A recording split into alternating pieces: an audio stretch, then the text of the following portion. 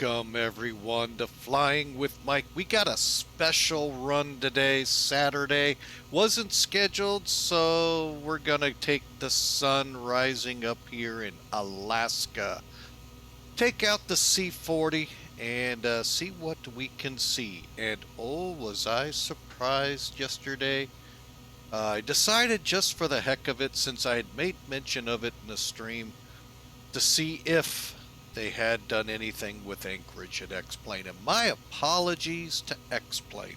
I know what I said yesterday. I didn't think you'd ever fix it. You did. And we're going to try it out today, folks. We're going to take off from Anchorage, Alaska. We're going to head up to Fairbanks, over to Eielson Air Force Base, and kind of see what we can see up here. It's the rising sun over the mountains. All right, folks, there it is, the C40. Now, granted, it's not the C40 most of us here in the St. Louis area see all the time, because that's technically... You love me! You really love me! Spaceman, thank you for resubscribing for another... For 17 months you've been aboard with us. Thank you, sir, so much for being a part of us, and welcome in for a fun flight today. But yeah, this is not the C40 we're used to seeing, folks. It's actually based off the 737-700 frame, and it's also called a BBJ, the business jet. So we're going to still enjoy it with the 800. We just get more people. So anyway, so let's hop aboard. Let's get this thing going, and I'm going to be doing it all here, folks. So hopefully we can get this thing going quickly. But again, thanks, Spaceman, for the resubscribe. Now with the 17 months. That is awesome. All right, so here we are in Alaska. We're actually on the old Air National Guard ramp. Not really used. I'm pretty sure they've moved up to Elmendorf, but since I don't live there, I can't 100% confirm that. But yeah, I'm pretty sure they're off the Ted Stevens Airport and just, I don't know, 20, 30 miles north and east of there at Elmendorf. So, all right, so let's do it, shall we? Let's start getting the plane loaded up. And all we are going to do here, folks, is we're going to be hauling about 20 people who came down, I guess we'll call it Liberty, here, and we're going to take them back. So we got 5,000 pounds of payload. So yesterday I tried to explain this. We'll do it today. What I'm doing is I click down here at payload. You get the calculator. Let's kind of zoom in on that, shall we?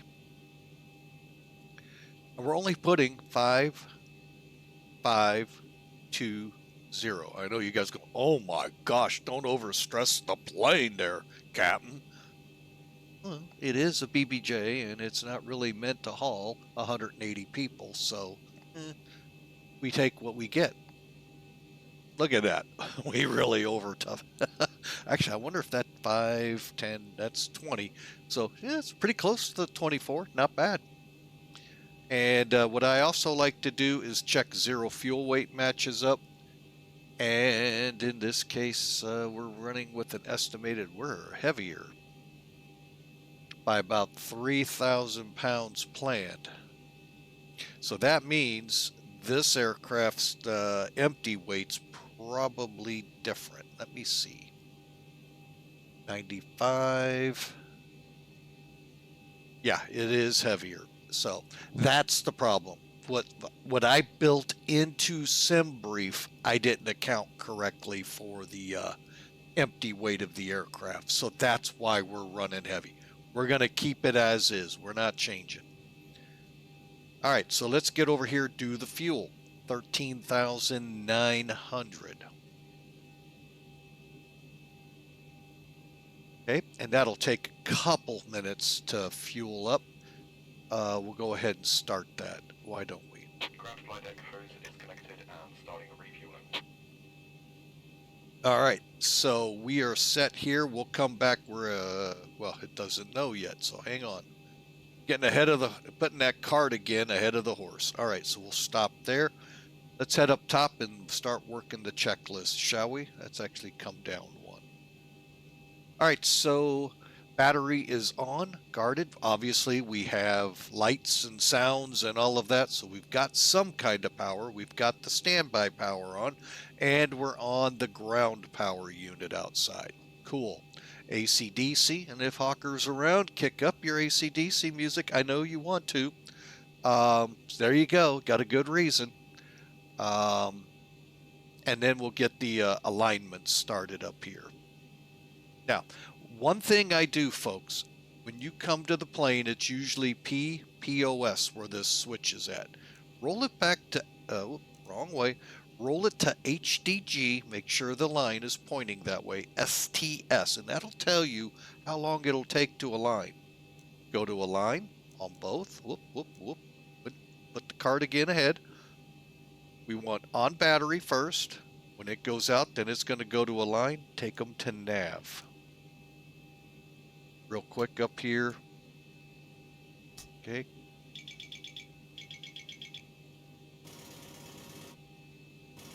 Okay.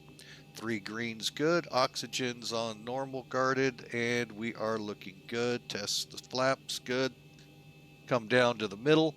All right, so now we want to make sure the cabin and utility IFEs are on. That is these 2 switches here. Down is on. Make sure your equipment cooling supply is in the normal, which is up. Emergency lights, guards down, so they are in the armed position, and the exterior lights are set as I need. Landing and taxi lights off, anti-collision and wing lights off. Steady is down, position and strobes is all the way up. It's a 3-position switch. Okay, logo is on. And we're fueling. Should be done here. If not, I think I heard him, but let me double check. Nope, still at it. It'll turn green when they're done. Or this will equal that. Trim air on. Recircs on. PACs auto. Isolation while we're on the ground is in on. We'll switch it to auto once we're ready. Fuel is all loaded up and you are good to go. All right. That's a good sign, folks. We can actually kick the APU over whenever we want. Trim air, isolation valve lift, engine bleeds on, APU bleed for now off.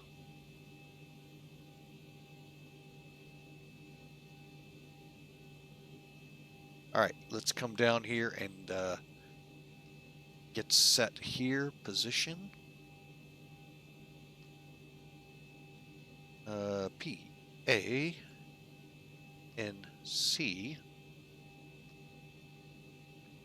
Next page. GPS, we want, I think today's an odd, yeah, 13th, so we'll take the left. I use the left side on odd days, right side on even days, just so I'm using, ooh, crud. Now let me do that again. Go. Click here. Oh wait, no, you don't need to click. Do this again so we do it right, because we're screwing up left and right here, folks. Okay, and continue on. And we're putting PANC in. We're going to PAEI.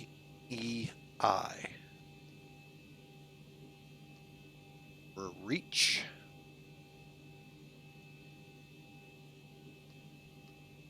$18.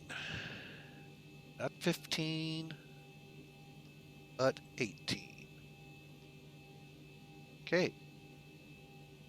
And as this aligns, we'll come back. All right, back up to the overhead. So we want to make sure the probe heats are off, window heats are on, anti-ice is off. Let me check something here real quick. For some reason, every time my plane loads, the flaps are at 10 or 15. I can't remember which setting. I have to reset them before I turn the pumps off. All right, and then folks, this gauge here tells you what doors are open. So currently we have the main 1L open and our 2 lower cargo doors, plus the air stair extended. So just so you get an idea of what that looks like. The internal staircase is actually out. Not a lot of airlines have that feature. I tell you, these aircraft do in the Air Force. All right, that brings us up to the point where I'm going to kick over the APU so we can start getting it ready. Okay, so we turn the left pump on, turn the APU there, and down. 2, 3. And it'll start moving here in a second. All right, folks, well, welcome aboard. A special run today of Flying with Mike. I'm off today, and I got a nice treat, like I said last night, when I just decided to go see what Alaska, what X-Plane had done with it, and lo and behold, they fixed it. So I said, fly today. If it's just the Fairbanks, flying today. So that's what we're going to do. And I know a lot of you out there like the ZIBO aircraft, so we're going to put it in play.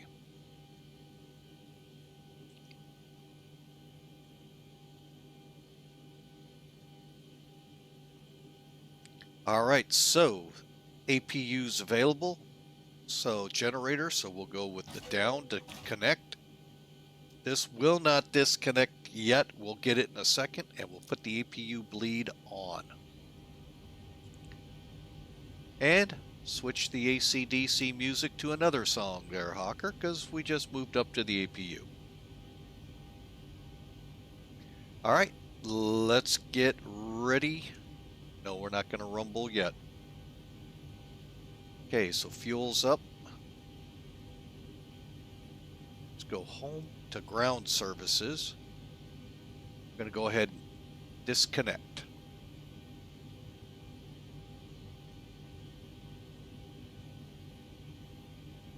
We will look at the takeoff performance, but unfortunately it will not go to page 2 to tell us numbers.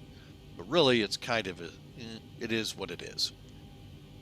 All right, with everything set, before we move on to putting the flight plan and all in, why don't we take a look at what we're doing real quick so people who may not be very familiar with Alaska get a clue where we're going.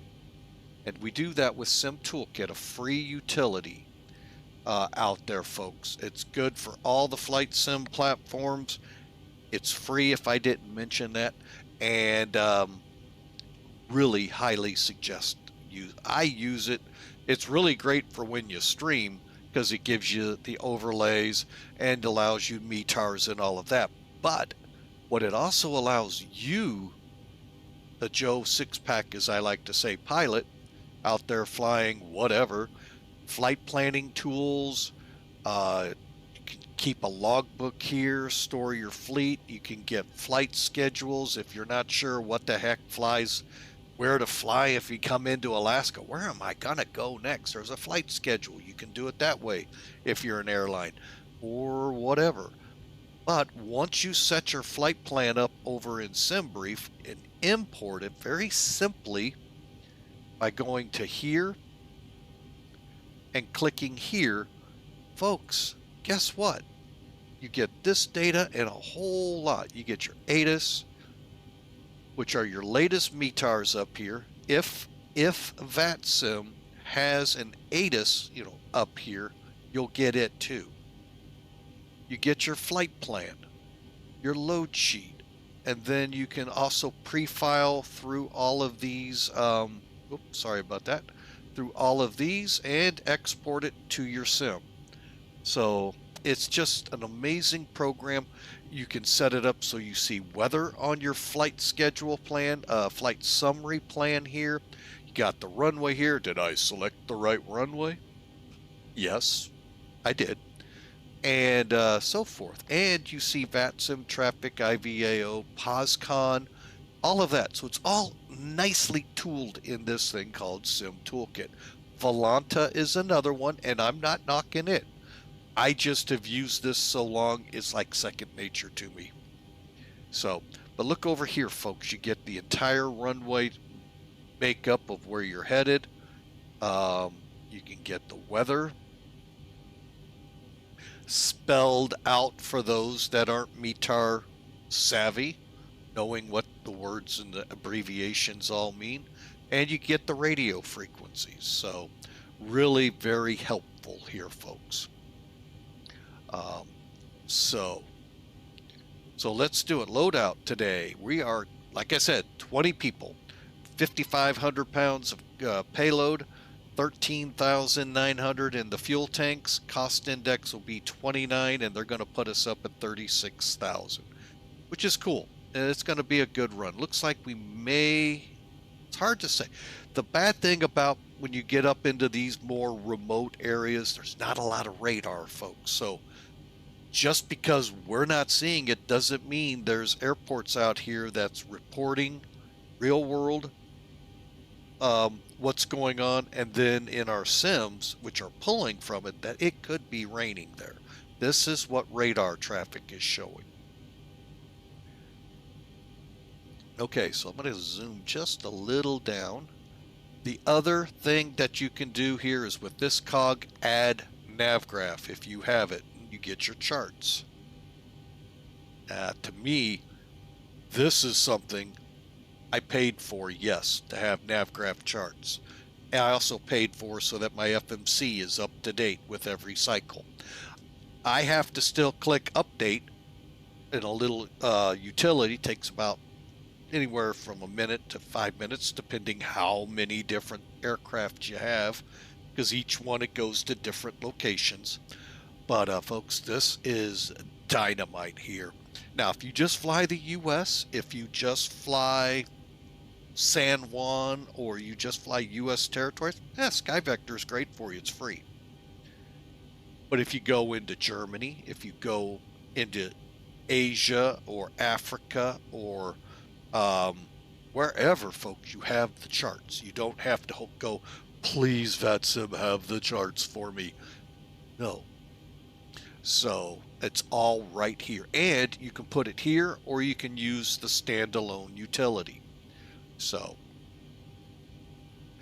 here's our routing today, folks. Anchorage to Big Lake, Cowan, Fairbanks over to Eielson. But it's again, all one piece of software, so you don't have to go hunting for it all. It's all right there. And I actually know one streamer who put SimBrief here as well. I haven't figured that one out yet. I'm working on it. So I'm sure it's probably super easy, and I'm just being me. So let's get after it, shall we? Let's get down here and start planning. All right, so PANC to PAE.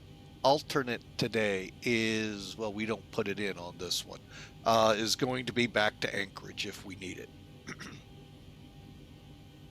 All right, so let's go to the next, hang on, before we go, I'm going to go ahead and put in our departure, which will be runway 7 right.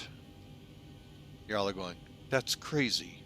Yeah, it is, but I'm taking off on 7 right. There is a reason, and I hope I remember this when we get down there. Those of you that were with us a couple months ago watching me come in with a 747 in winter will know why. We'll leave that as a teaser to keep you here for a little longer.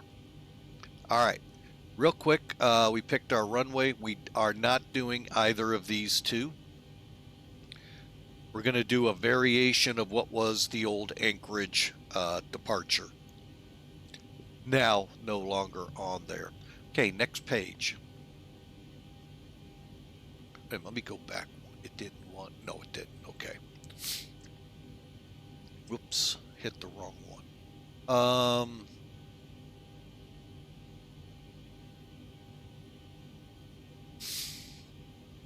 Of course I didn't. Oh, I am mad at myself. At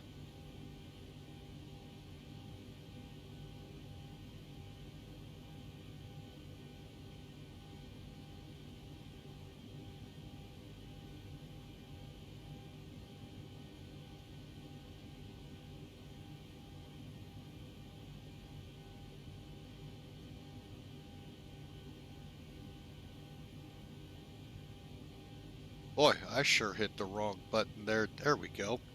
All right. So we're heading to B. Oh, I always forget how this is. BGQ. Then we're going to go via let's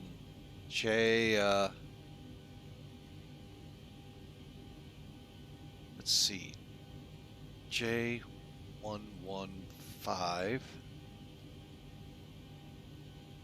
to FAI.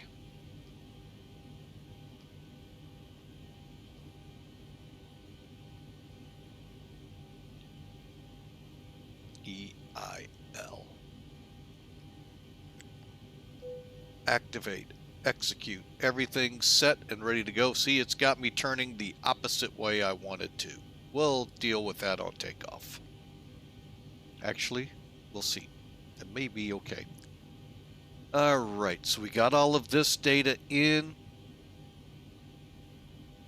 Of course, we're going to check it real quick. It doesn't take long. You saw how much we put in, not much. Let's go to the legs page real quick. Only 3 fixes, so we just got to make sure we, whoops, got to put it in plan. My bad. There we go. All right, so let's step through real quick. Ooh, worked out perfect. Told you, I still like doing that even on these shorties. You never know, folks. All right, so let's go back to the route page. We got our runway in of 7 right. Let's go to the initialization. Put in that. 13.9 was our request. We'll go ahead and fill the blocks in. Reserve for today will be 6.5. That'll make sure we get below 6,500. We're not going to make it back to Anchorage. Good chance we will. And our cost index again, I think was 29. Yeah, 29.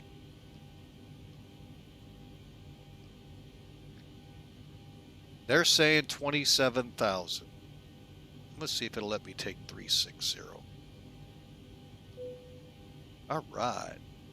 Winds today, 329.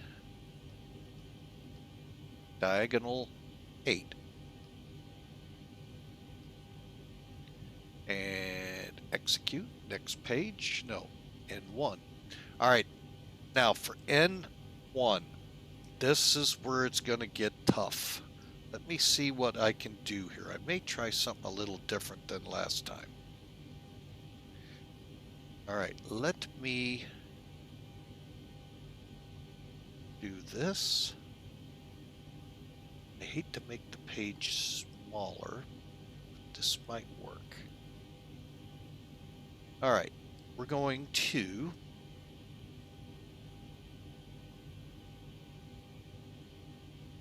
Alright, and I'm going to zoom in, kick it up, bringing it back. Alright, so that'll give you a better idea of what we're doing. Okay, the program that's up there, folks, that is payware. You can buy it by itself. I forget the cost. It's a company out of Australia. Or you can bundle it with their flight planning tool called Professional Flight Planner. And you build the flight there, and you can export it to TopCat. Takeoff, performance, and landing calculating tool. Okay.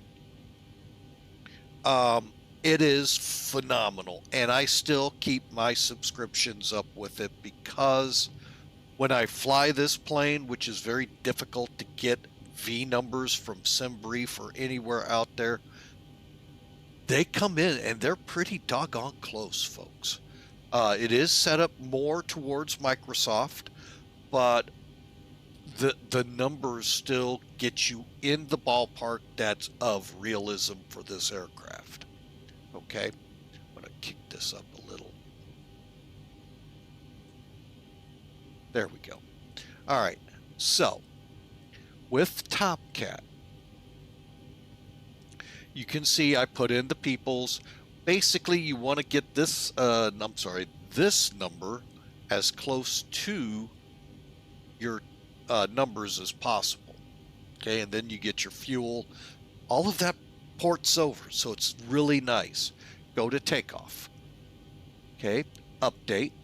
Now we're going to upset it slightly, but it's not going to error. Currently our winds are 160 at 14. We're still going to go off runway 7 right. Now it's going to say a headwind of 1. Hey, got a headwind. That's good. Crosswind of 14. So get ready to crab on takeoff.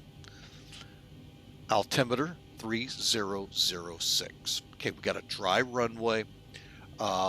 So what's our temperature? 7. I'm going to go ahead and kick the anti-ice on. Just when I'm below 10, I like to have it on. And most airlines require it. Over here, you get your runway data. We'll use that in a second.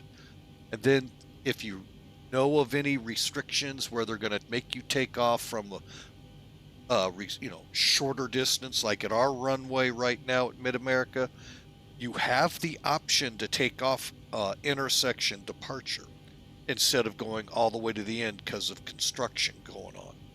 So it's the pilot's call. Can the plane do it? If it can, your call. Do you take it or back taxi? Use the full length. Same thing here. Same thing if the end of the runway is taken out. But they still have 10,000 feet available. It's just where do they want to take off? You GA guys know this big time. You do intersection takeoffs all the time at the bigger airports. Unless, of course, you want 10,000 feet of runway. All right. Okay, so for today, this is what it's telling us down here. This is what we're going to be inputting. So we're going to do flaps 1 departure, which is about 90%, I would say, of the departures we do here at Flying with Mike. Unless you start getting into the really short runways, the flaps usually can go at 1. I mean, look at that. You got 5,000 feet of runway, so that's 7,000. I mean, so that gives you an idea how far you can go here. We're going to go on a D rate of takeoff 2. Okay. What does this mean? Okay, well, if you look at the FMC here, okay, here is, if I go right now, just like this, set at takeoff and climb, we're going to have 96.9% of N1 being pushed on the plane to push out. Stand by, folks.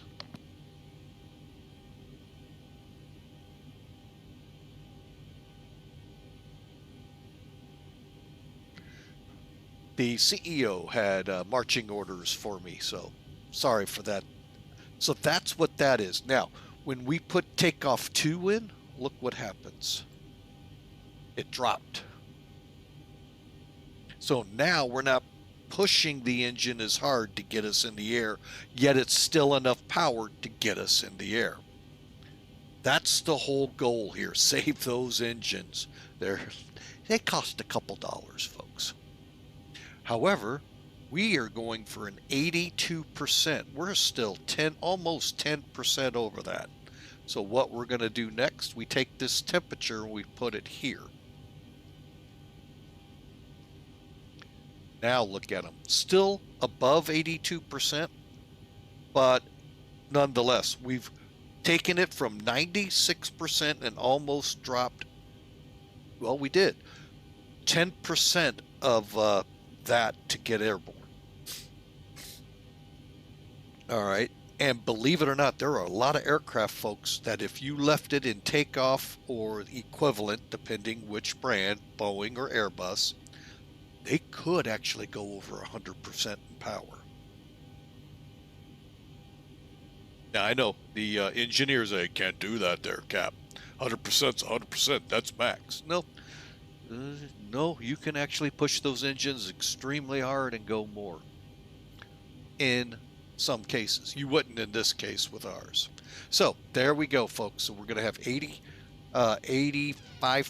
N1. We're going to have, at these settings, 5,308 feet of runway left. We'll see. And there's our speeds, 129, 129, 33. So let's go to that takeoff page. Now, I always start with going to the next one. A lot of you streamers and pilots, well, that just takes too much time to do. Not really. Runway. Your winds, well, that's pretty simple. 160. Diagonal, 14. Folks, you can get that from SkyVector. If that's all you put in there, folks, that's it. And then, look at that. If we got a wet runway, boom. That actually adjusts your V1, because now, remember, V1 is the safety speed. Before V1, folks, you reject a takeoff if you lose an engine or something major happens. Above V1, you commit to flight. Putting a wet runway drops the V1 because now you're on a slickened runway. Guess what? You're going to need a little more. This is the one, though, that gets people. It got me for, good Lord, 15 years. Okay, here we've got a slope of down 0.3. So what you do is just put D 0.3.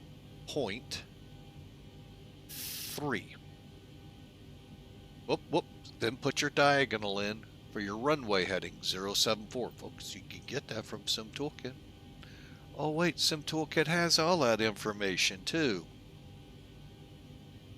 And there you go, folks. You can change these if you want. I leave them, and there it's telling you a lot.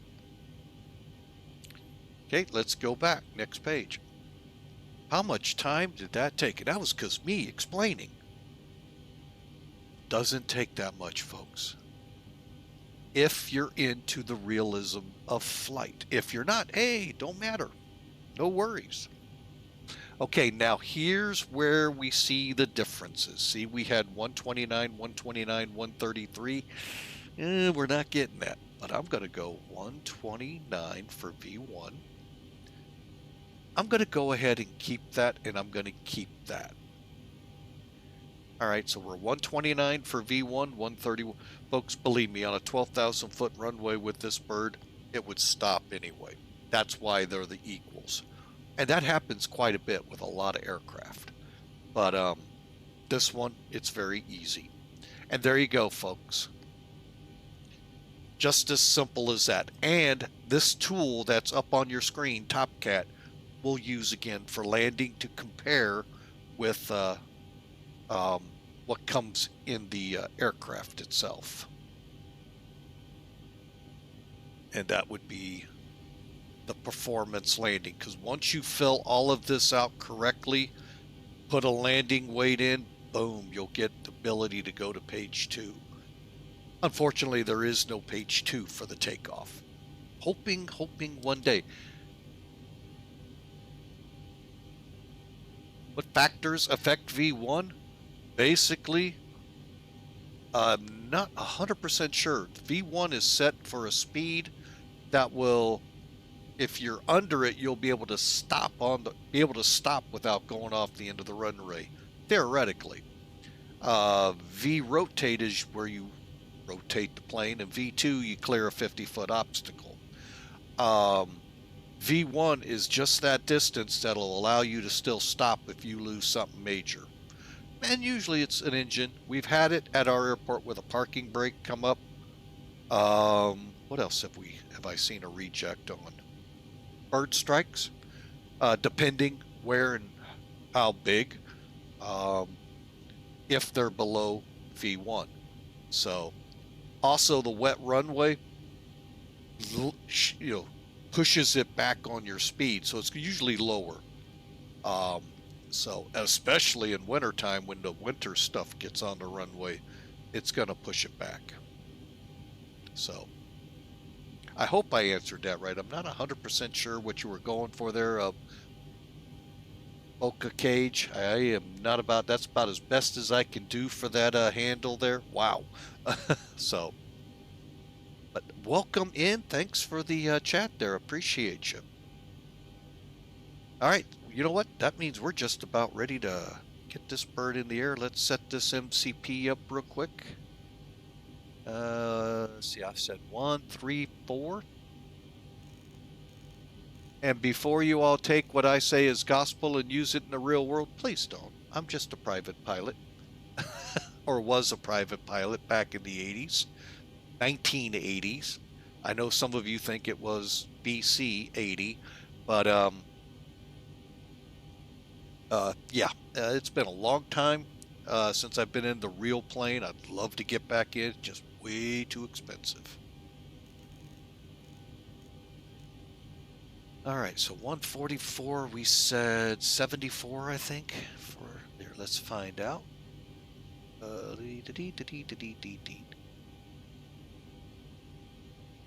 H2.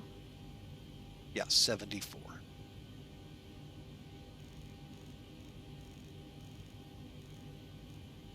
And since we don't have a departure, just stick to 5,000 for now. And if ATC comes up, adjust.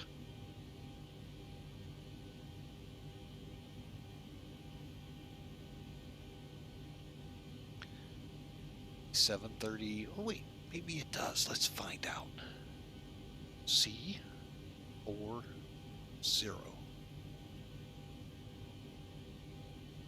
It does not.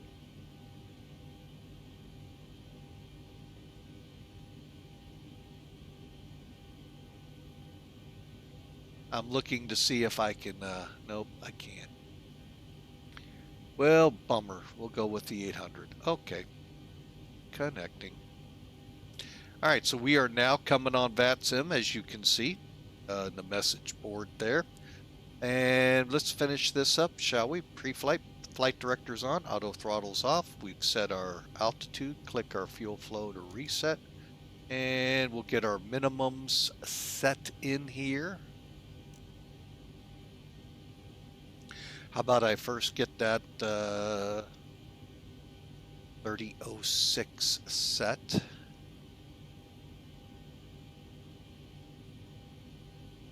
Okay, and it is set so it's synced. So whatever I do here happens to this one. Other than the nav display, I have to do that myself. All right, so Barrow is what I think I'm going to go with. And let's run that up to about 600.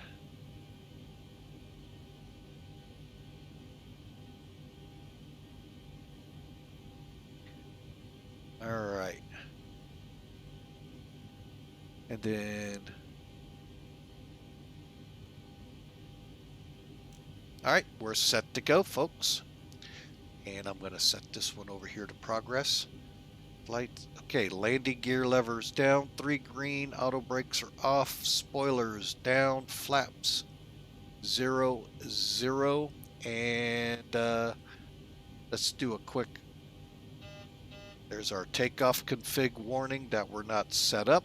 Parking brake set, stave trims are set, and we can go back up top here, get the yaw damper on.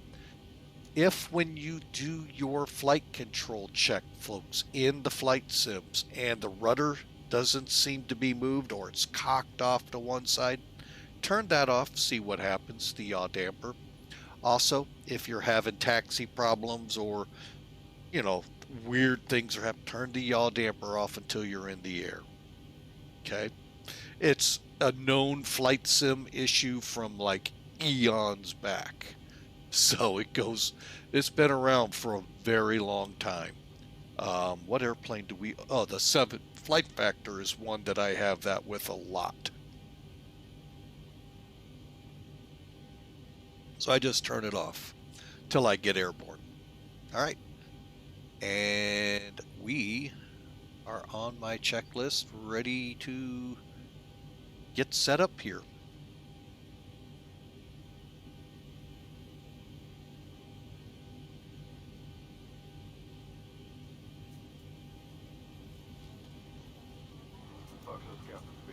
just final preparation here for departure from the gate. Maintenance is wrapping up one final item that they needed to take care of before we depart. They're pretty close to right on schedule today. Should be just a few more minutes. Maintenance will wrap up, hand us our logbook, and we'll be on our way. Thanks for your patience. All right, well, guess what? We're ready to go. So we'll get over here, start buttoning it up. Can't do the forward entry. It says locked, right? Bring the air stairs in, and I think all that is, yeah, it just, they disappear. They don't animate that. And I'll give ZIBO, I don't know what it would take to animate. So, but there you go, folks. Everything but the chocks and the main door are closed up and ready to go.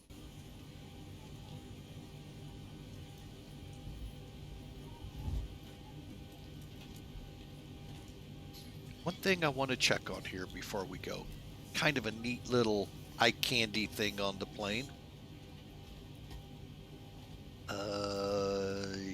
Oh, it is here. Okay. Attendants prepare for departure, cross check and all call, thank you.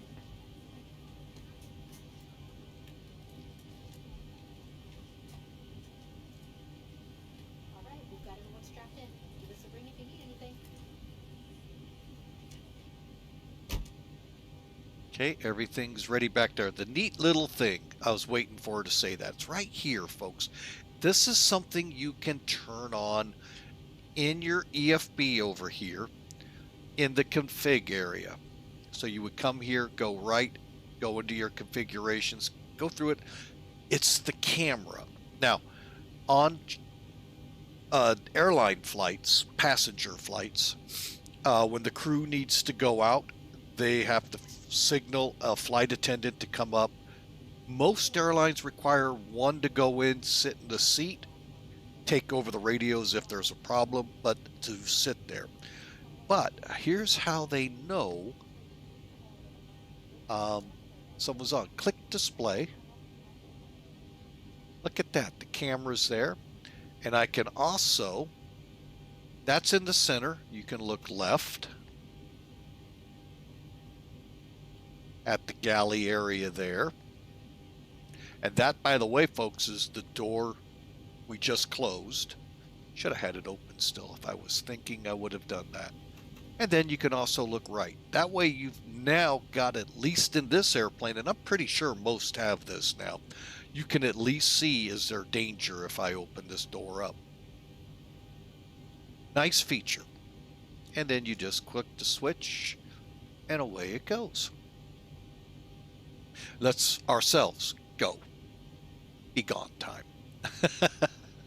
All right, so we need to get System B electric pumps on. That is this one right here. Get the beacon on, get the chocks away.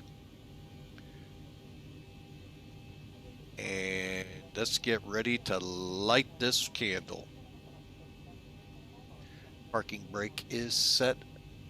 Okay, collision lights on, fuel pumps on, auto throttle. Okay, starting the 737, those of you in PMDG, this works the same way. And I know you all are going, oh, that looks a lot like PMDG. Because it is. Not PMDG, but it's a lot like it. In some cases better, and in some cases PMDG outdoes this. But this outdoes PMDG in the biggest way, in the fact that it's free. Yeah, you heard me say those words, free. So, one of the niceties. All right, so to start this aircraft, you have to put the packs off. Let me show you why. You're needing the pressure. Why?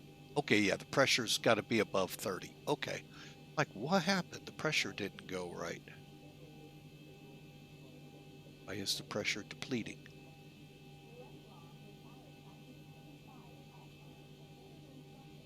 Well, let's see what happens. Ooh. Little, there we go.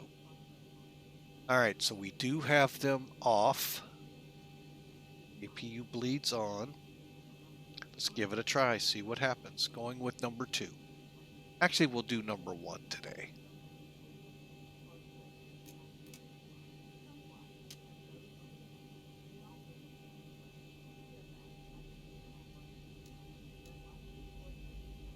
Okay, looks like we're going to be fine.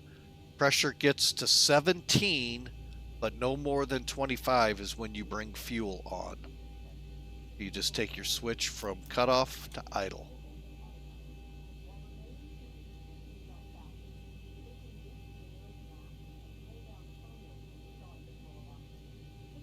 And we got a light off.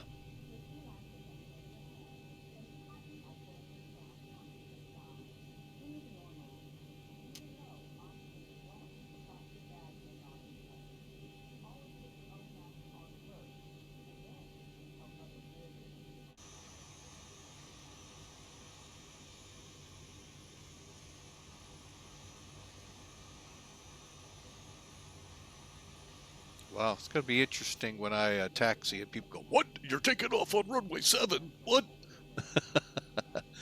Oh, I love doing that. All right, so I'm going to go ahead and bring the generator on for that engine since it's running, and then we're going to start cranking on the number 2. And it's building up. Watch your N2. Like I said, 17 to 25 is when we can bring it from cutoff to idle. And with X-plane, always make sure you're not moving fuel valves and that, because mine, for some reason, does that a lot. Not just ZIBO, any airplane. So it's not a ZIBO thing.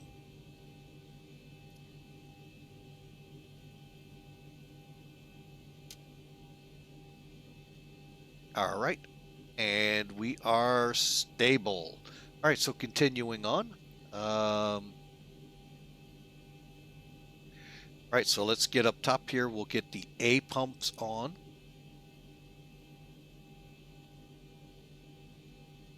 Move this to 2. We ran with 1 yesterday, so we'll run on Gen 2 for the AC/DC test, or switch, sorry. Probe heats can come on. We're going to run with engine anti-ice. We'll put the packs back on, turn the APU bleed off. Isolation valve, APU, and get this on the generator. Make sure you have the blue light, because when you turn this APU off, folks, you will go dark. Okay, so the blue light's on. Off with the APU. It's cooling down right now, so it'll take time. We're ready to taxi though. All right, so taxi procedure. Flaps takeoff. We said flaps 1. If not, right there. Speaking of which, we said trim at 5.25.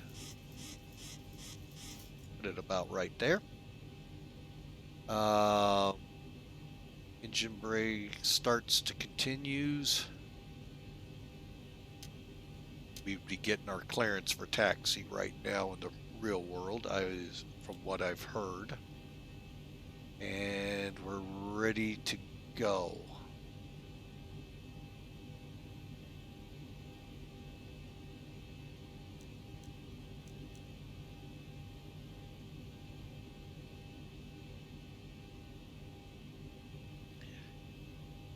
Hang on, I'm going to just set my radio, or my radio real quick.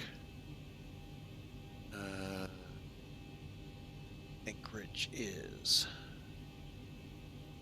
13:15.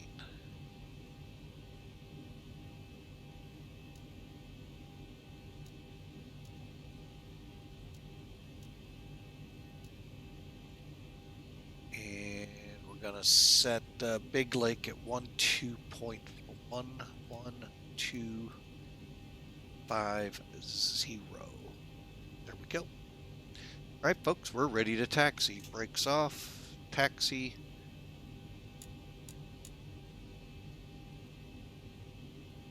Anchorage traffic, reach 18, taxiing from the Air National Guard ramp to 7 right for takeoff.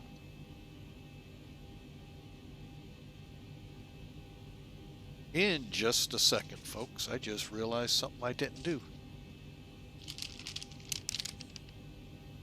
Ooh, I just got breakfast, folks. My in-flight meal has been delivered. Hang on a second here. I got to get an ACARS program running.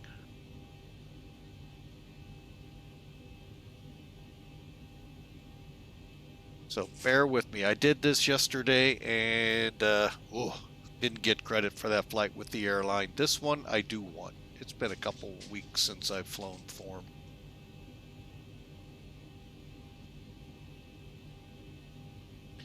And this is Sim Air Force, by the way, I'm flying for, folks. It's a special operations VA. Basically, that means you can fly formations, you can fly your, missions like you would expect in the military. And when ATC queries, you just refer them to that, and they can realize, yeah, you're allowed to do that. So it's I've actually enjoyed it. I've been with them for quite a while. So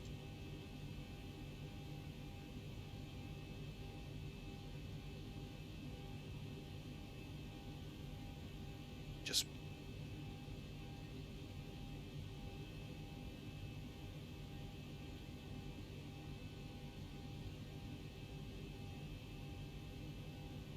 all right, there we go. Now we're good to taxi. Lights are on. Here we go.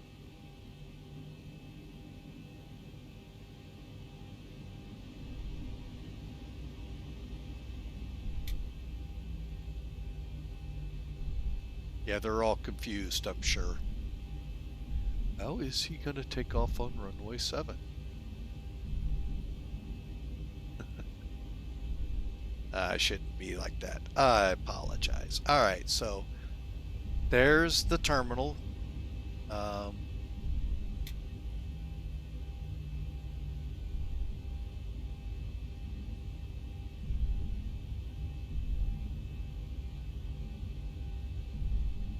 Now, I do not know if the search and rescue mission that this hangar is in front of us is still here, or if that too got moved to Elmendorf. But I think most of the Air Guard elements are over at Elmendorf now, probably because it can be pretty rough getting out of here, I'll bet. All right.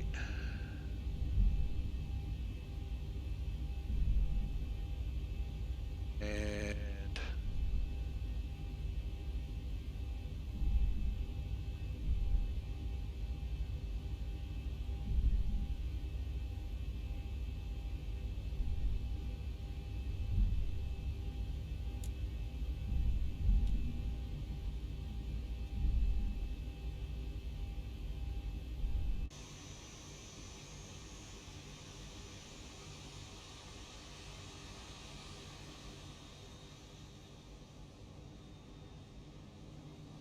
yeah, it looks like we're going this way. Why are we going now? Oh, I see why. I looked at the wrong part of the chart. So yeah, we have a pretty long taxi. Just making sure.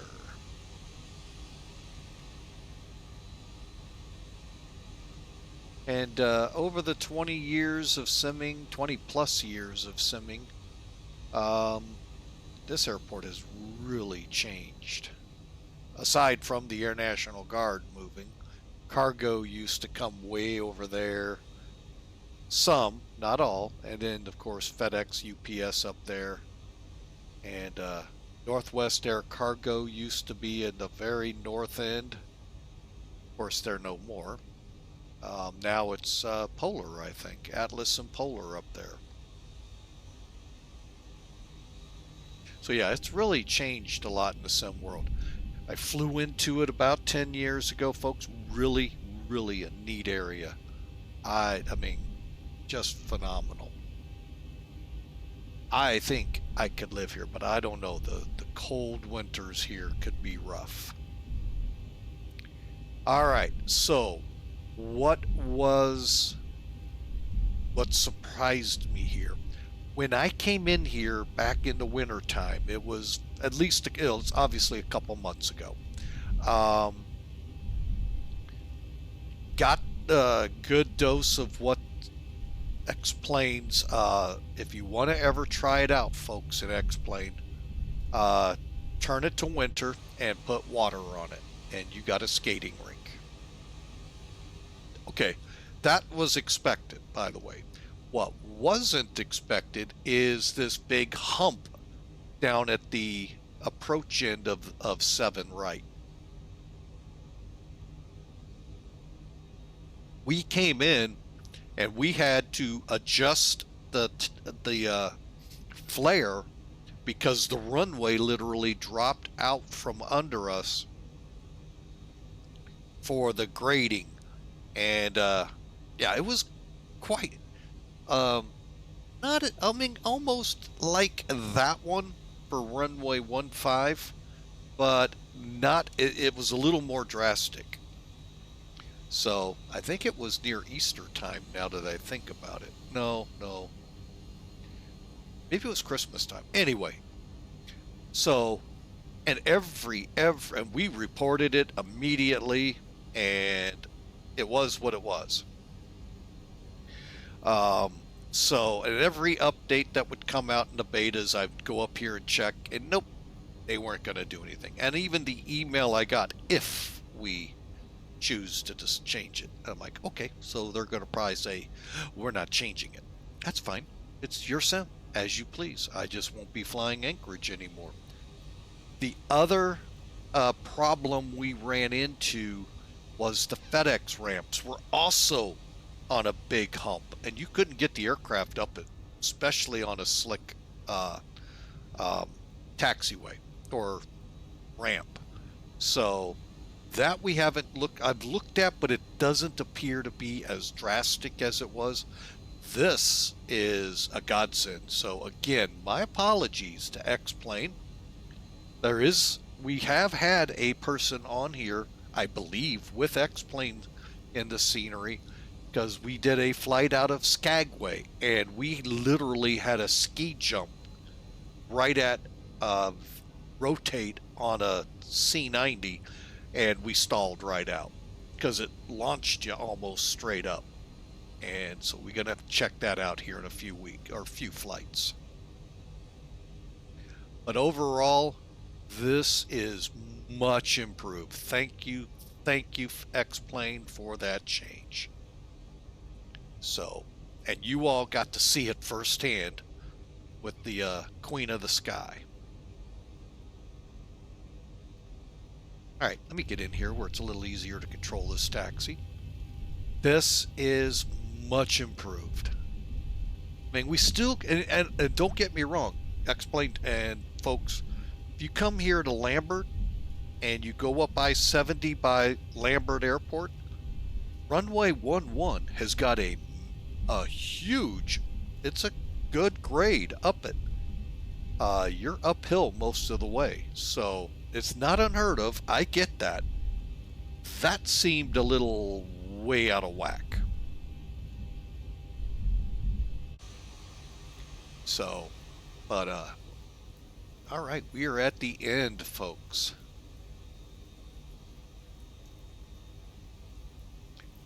And you know, this would have been where we could have said shortened. It looks like about 1,000 feet. So instead of 10,000, we've got 11,000. Or I'm sorry, 12,000.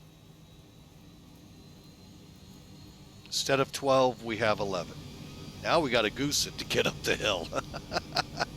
And again, I'll be honest with you folks, I was more amazed at the tidal change when I flew in onto 7 right than paying attention to runway sloping and all of that 13 years ago, 10, 13 years ago, somewhere in that ballpark. And the tidal change here, folks, if you're not familiar, Alaska is like number 2 in the world. It literally looked like Alaska had a drought coming off the ocean. That's because the tides change so severely here. It was unreal, folks. I was just mesmerized by how much mud was out there. Then the runway, and we landed. Come to find out, that was low tide. High tide, it fills in. The problem with Anchorage and that is animals wander out into that because there's no water. They get stuck. Here comes the 2-foot surge in. People get stuck, and then the search and rescue group goes out to rescue them. It's a substantial rise, folks, in water here. It's amazing to watch. It blew me away. So, all right, enough chit chat. Time to fly. All right, so last of our takeoff checks. Very simple, folks. We'll turn VNAV on. We'll turn LNAV on. If it will turn on, we'll turn the auto throttle on. And the brakes are reject takeoff. Lower display, let's make sure we blank that. Not because bad words are being used. And we're ready to go. Anchorage traffic reach 18, departing runway 7 right.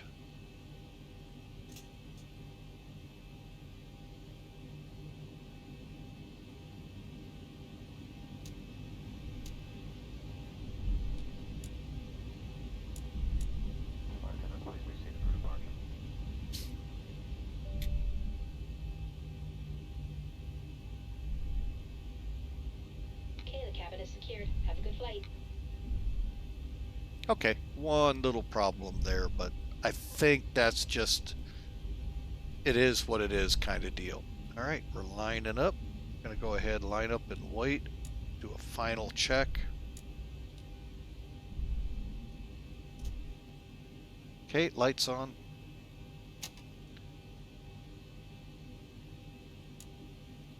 Okay, we are ready to go. Let's kick the timer on and throttle up.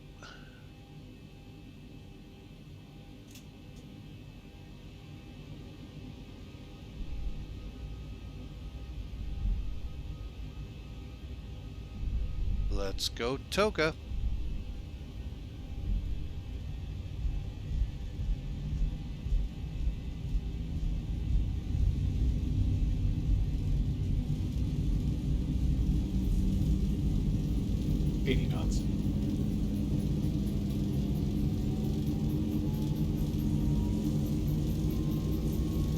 Oh, we got a little bit of a ski jump here. D1, rotate.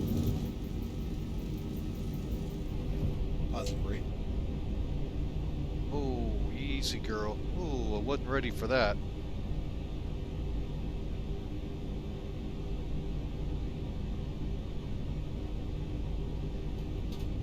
Okay, get the plane back under control. There we go. 400. All right. Now, if I remember the old Anchorage departures before the removal of this direction, we would go to 1,000 and turn. 1000. To a heading of 200.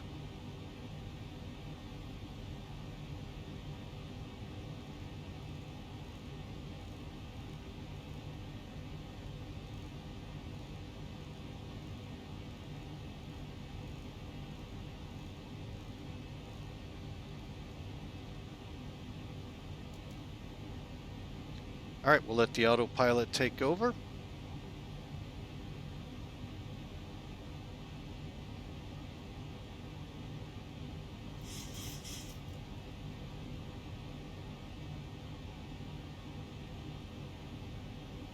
All right, auto brakes,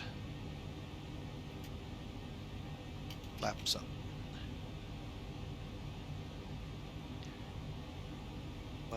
Let's go terrain. 1000 to go. All right, and we're up to 500 now. I am going to go ahead and go direct.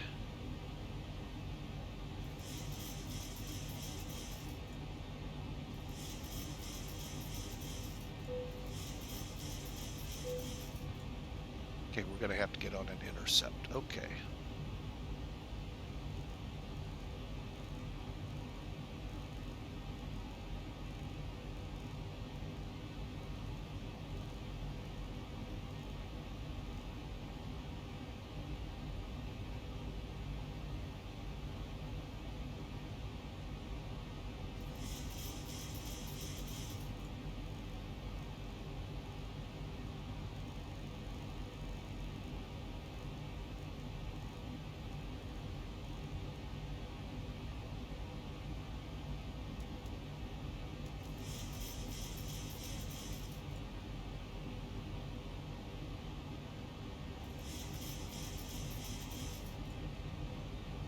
Okay, we're on our way, folks.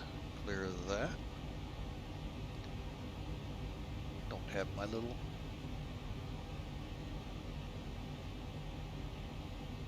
And the way you turn there, folks, it gets you into the sound, and that way you stay free of the 10,000-foot mountains that surround from the south. Now let's see. Still not. Okay, let's see here. Oh.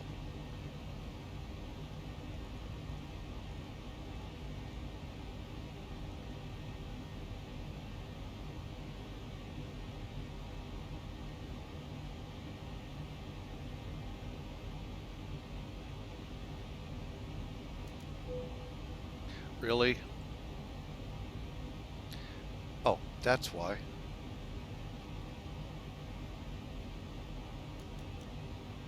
There we go. Now we're directing it.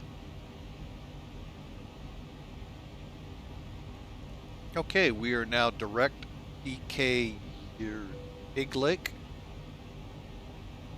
10,000. Lights off.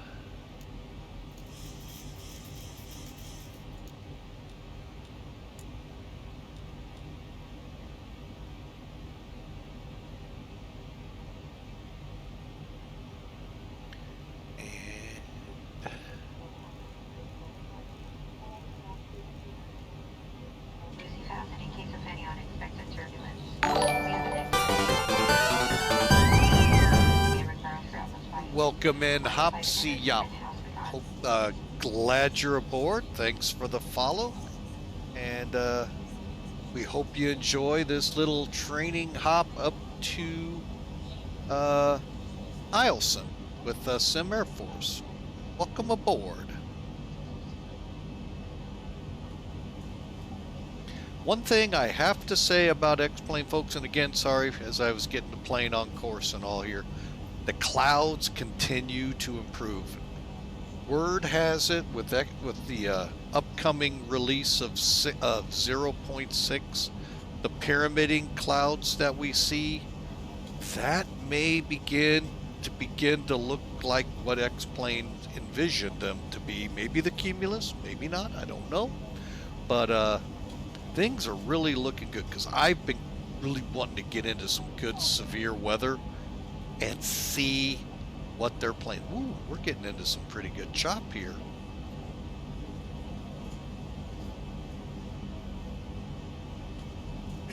But there you have it, folks. We are climbing out of Anchorage. Ted Stevens headed for Eielson AFB by way of Fairbanks, which they really are in the same location. But again, thanks for coming aboard. Where'd it go? That was quick. Hopsy Yop. Love some of these handles we get sometimes. Here, let's take a look into the sun this way. Oh, the sun's still a little behind us.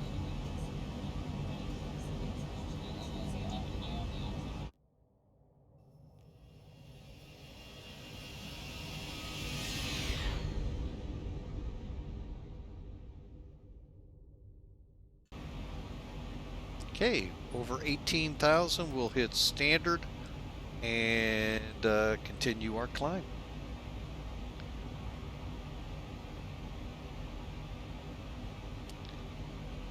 I can't compare the two, sir, because I don't have Microsoft 2020. They kind of disappointed me in the beginning, watching a couple streamers and the complaints they had. And the eye candy, I mean, beautiful, don't get me wrong. I can't recommend 2020. I will recommend X-Plane 12. Very good, stable flying platform, updating every so often, and I can tell you right now, it is definitely cheaper, hands down cheaper than Microsoft. Oh, and the 737 I'm flying, folks, is free. You got to pay 60, 70, 80 bucks over in Microsoft a couple times over to get them all. Yeah, it's free here. And it's only the 800, but hey, you know, I know a lot like that little 700. It's the same plane, folks, just a few less people.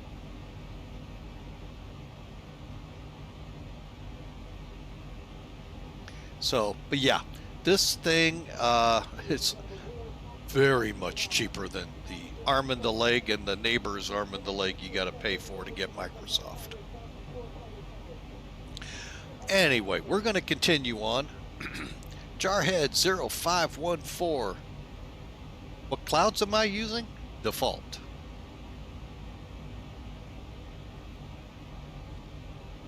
Oh, you're welcome there, Hopsy Yop.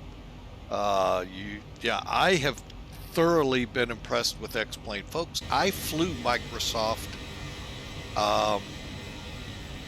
from the beginning when I started back in about 1998, 99 time frame.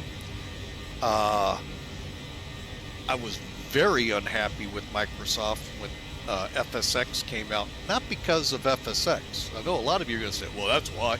No, not one bit. I mean, it was what it was. It wasn't a phenomenal sim as they touted it to become. It would for me over time. But I wasn't happy with the way Microsoft treated the gaming company there. And I wanted out, and I tried X-Plane.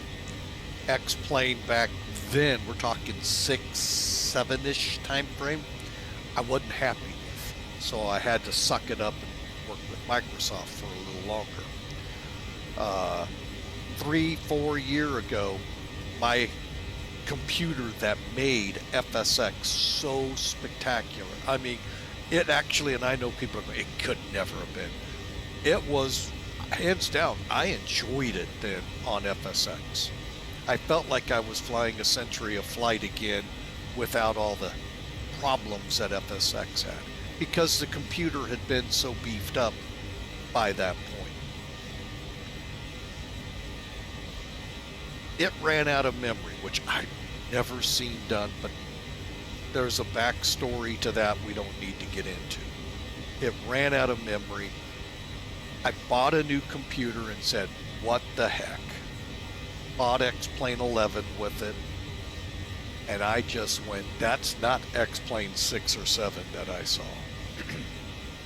The scenery was miles ahead of prepared that people had showed me. It didn't take much to get above FSX. I got that. But I was blown away. And then ZIBO being free. I was like, holy crap, this is a whole new world. X-Plane 12 comes out, and it's a whole new world again with, look at these clouds, folks. This is default. This isn't X Enviro on it. Anything added like Active Sky or anything. Straight out of whatever you pay for X-Plane 12. And I haven't gone back and won't go back. So hope that long drawn out question there, Jarhead 0514 answered that question. This is straight out of the box default.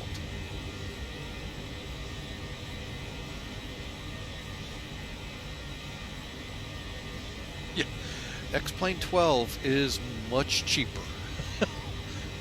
You actually get to keep some of that money that you could buy things like the TOLUS. Now, if you want aircraft that will, you know, blow your mind, the TOLUS really got some great aircraft out there.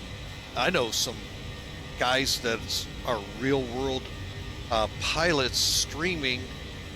They, yes, still use Microsoft, but when it comes time to get familiarity with some of the procedures they're going to have to do for recert, they use X-Plane 12 and TOLUS.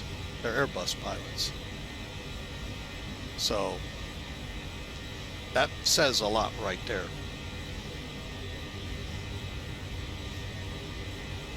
Yeah, like I said, I've never gone. I actually bought the rig that I'm running now to put Microsoft on it.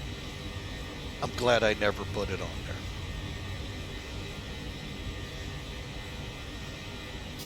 And I have to say, I have to thank Hawker 125. He is a subscriber, moderator, currently enjoying the air show about 5 miles away from me.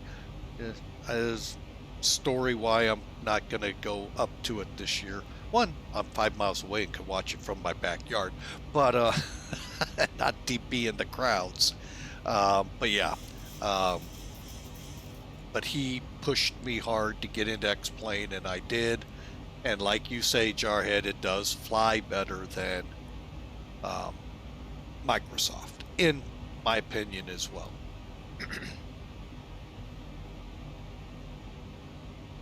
But if you like flying VFR, general aviation, down in the muck, which I know a lot of people do, you know, Microsoft is something to look at because it is a lot better, you know, on the eye of what you see around. But flight dynamic wise, from what I've seen with those guys streaming, it's better. But and that's, to me, we'll get this beefed up here with orthos and other scenery makers coming out. Orbix is in the X-Plane world as well, so it's really a good sim, and I even fly GA here. So alright, so I am up the top of climb. Cowan is 62 miles ahead of us, and let's see here.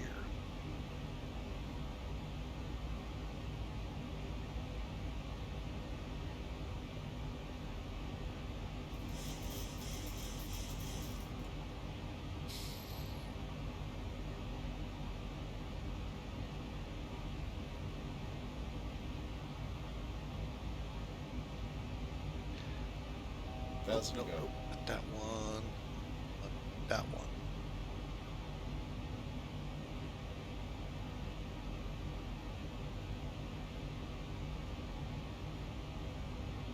All right, I am going to, I think, shoot a low approach into Fairbanks.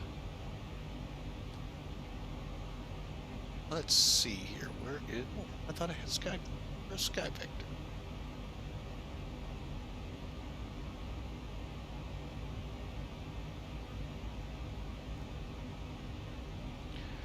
All right, so skies are 010 at 4. Perfect. This is perfect. All right, so 10 miles, 010. So that's going to be runway 2. And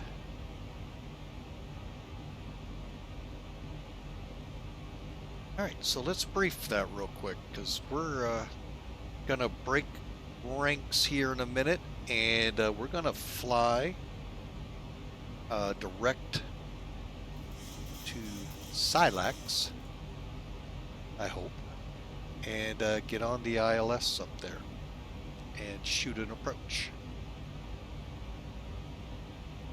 First, let me let's pull it up here. All right, so Fairbanks. And this is the standalone charts program.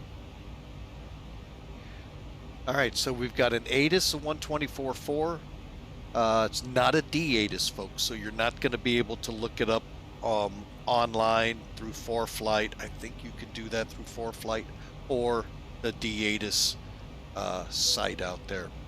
However, 1091, we'll put that in here real quick.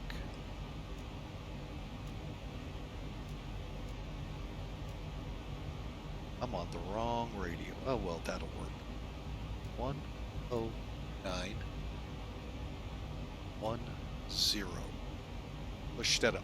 Now, why does it say ILS and VOR? You change that here. See, I can go to ILS here. I can go to GLS, which I'm not 100% sure on that one. I think it's GPS localizer, and VOR. So let's track 1086 for now.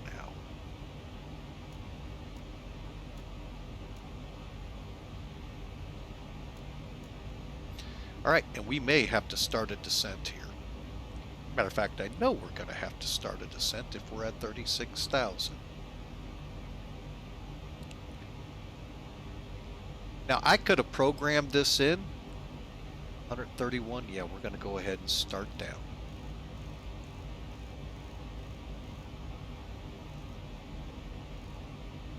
Silax is at or above 2600s. We'll come down to 3000. All right, here we go, folks. Of course, I'd be giving Anchorage. There we go. Get the right button. Coming down.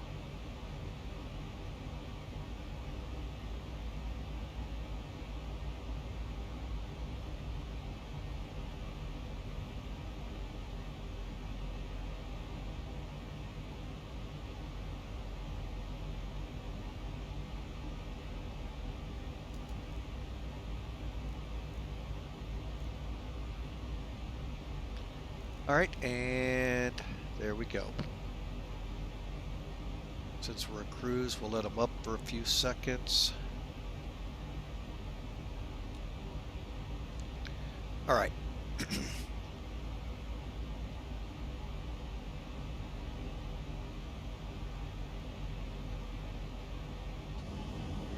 and gentlemen, once again, probably a flight deck here. We're on our descent. Seatbelt signs going to be back on for our rattle. If you're up and about, please turn your seats, fasten your seatbelts. Still showing well ahead of schedule. Thanks again. So hope you have a nice week. Have you on air here very shortly. All right.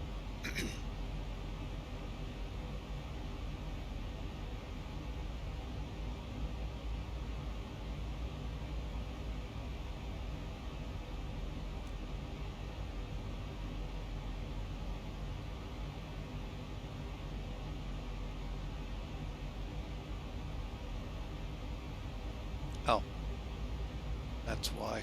There we go.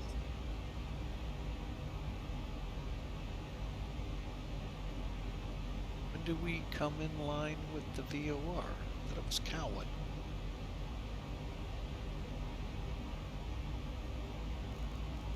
Oh, that's why. I'm looking at the wrong one. There we go. All right, and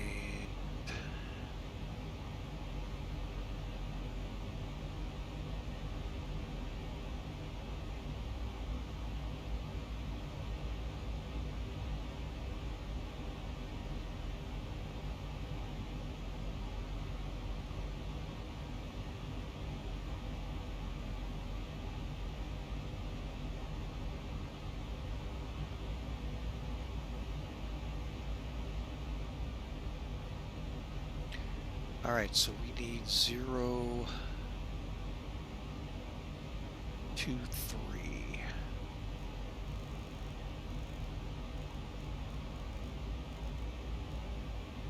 Okay.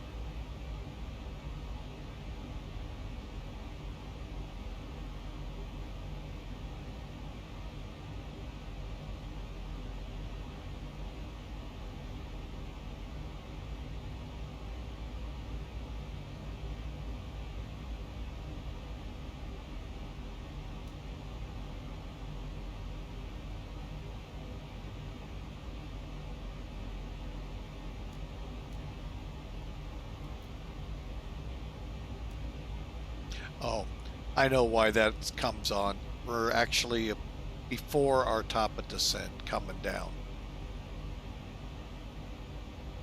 Okay, so that's fine. We'll be below where that'll be a problem here shortly. Unfortunately, though, for the weather up here at Fairbanks, here's what we have.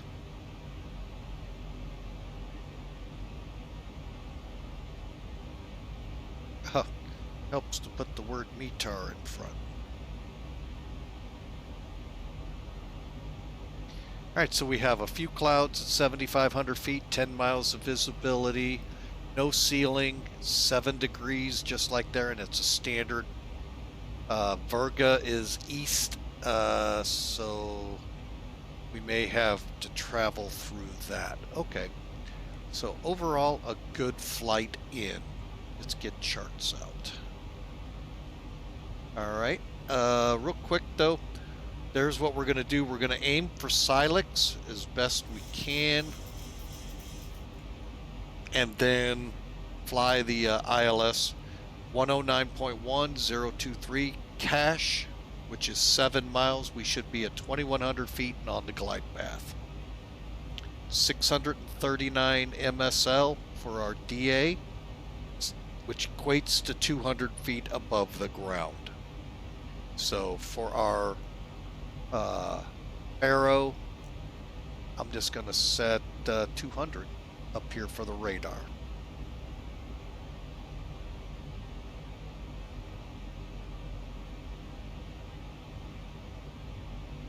Okay, and if I wanted to, I could set the barrow to 6. Actually, that's not too far off. Set it for 640. There we go. And we're set minimums. Everything's set for the arrival. Okay, frequencies in. All right, let's just work our way down.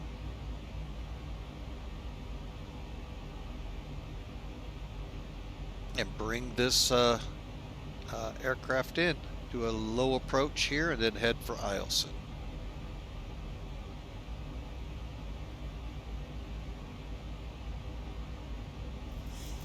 Awesome. Awesome to hear that you bought X-Plane 12. Hope you enjoy it. Here's a link if you want the ZIBO 737. Once you get used to it, it is free, and that's a very easy download. There is a manual I now highly recommend. It helped me with some issues with my flight sticks and getting them better oriented to the program. But I mean, enjoy X-Plane. It is a phenomenal product. And I will be right back, folks.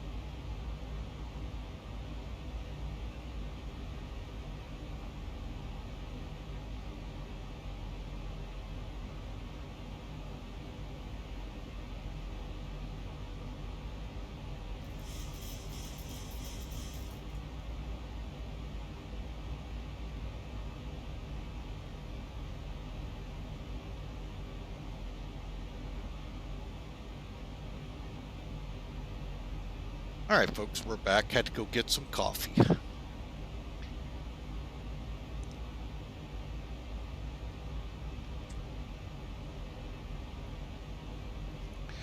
All right. Let's see where we are. There's the airport. We are not showing up where this descent path will take us. So that means let's steepen it up.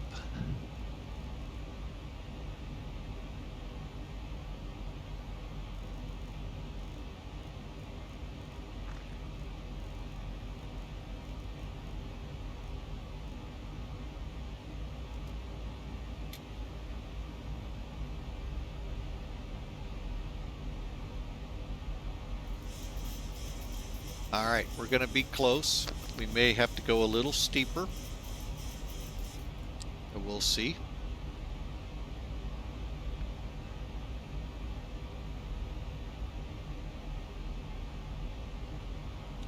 Get close.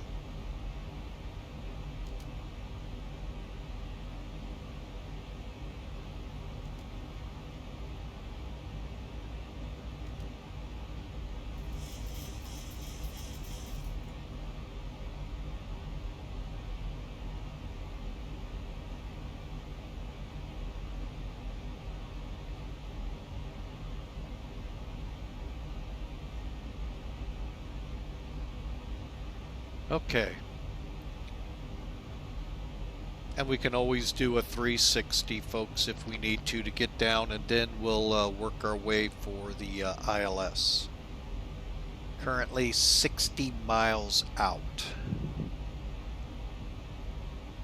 And the initial that I'm working with, Silax, is 17. Okay.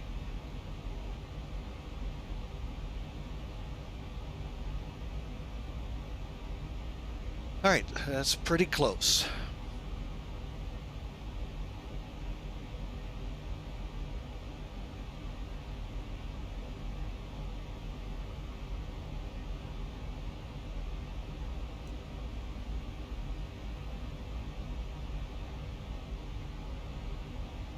And when we see the line come out and the localizer come alive, we'll switch into localizer here, and all I'm wanting to do is a low approach into Fairbanks. No landings, just a nice low approach.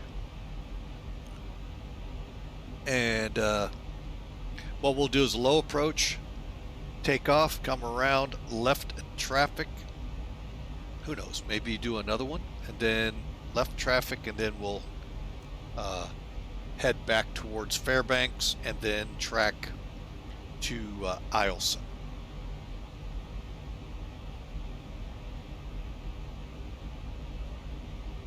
Okay, there's 18,292, so we're good. Okay, got the altimeters set.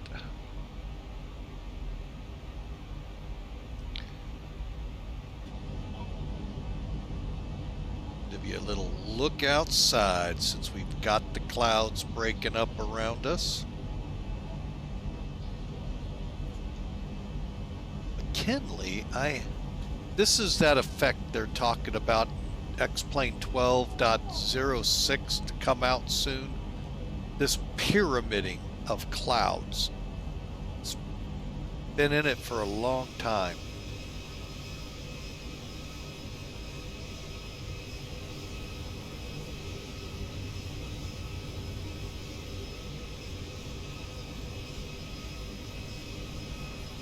Summertime in Alaska.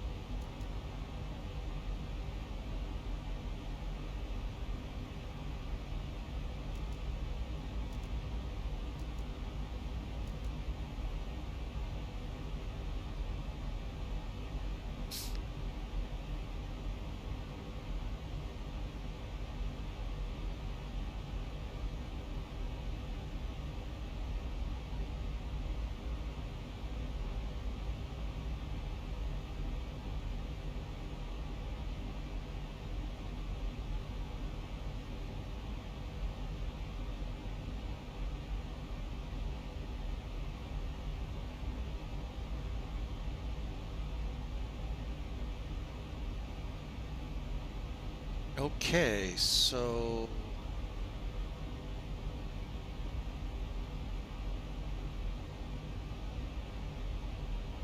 getting into some more clouds.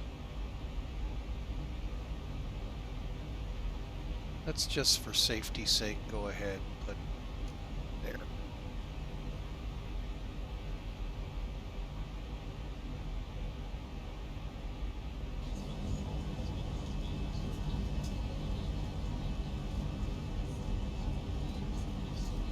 So we're getting tossed about again.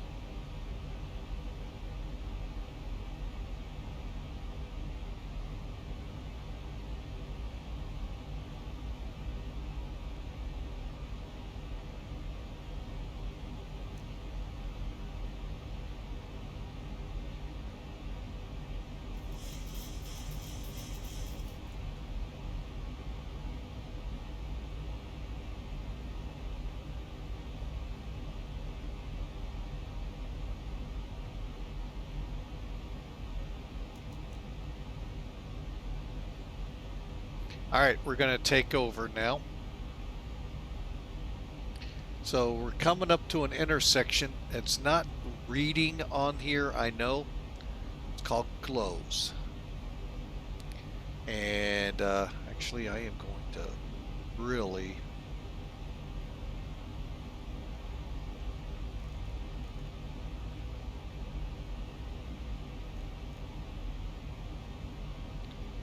throw off these.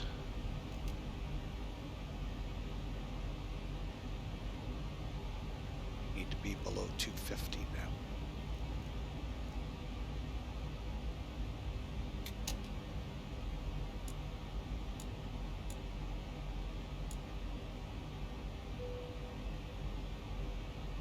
Okay, I need a heading of 346.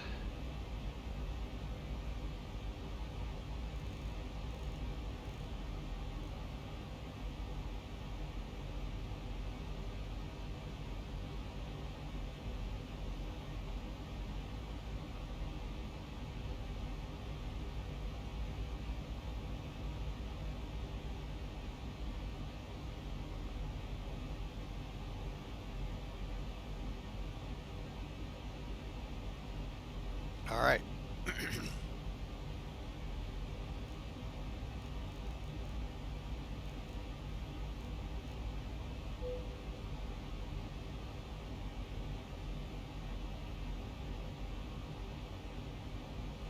Okay, our localizer is not, wait, we're not on number 1 yet.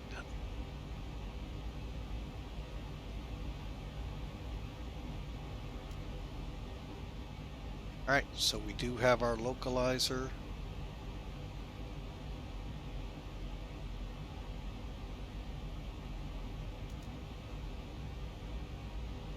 Okay, we'll arm up.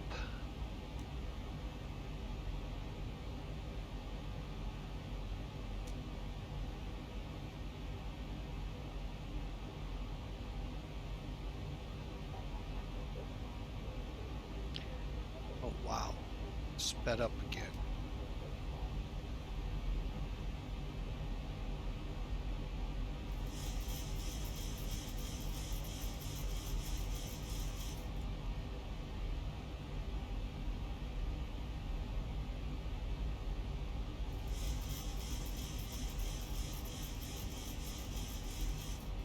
Thousand to go.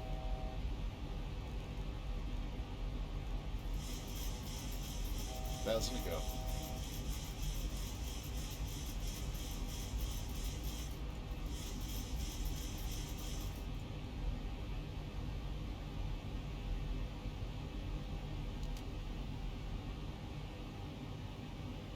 All right, we're about to join the localizer, folks.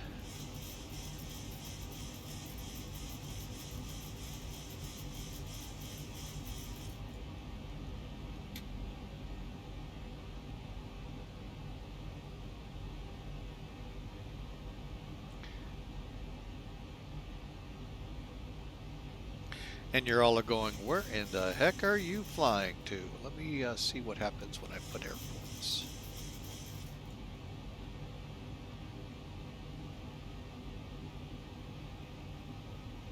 Oh boy, hang on, hang on.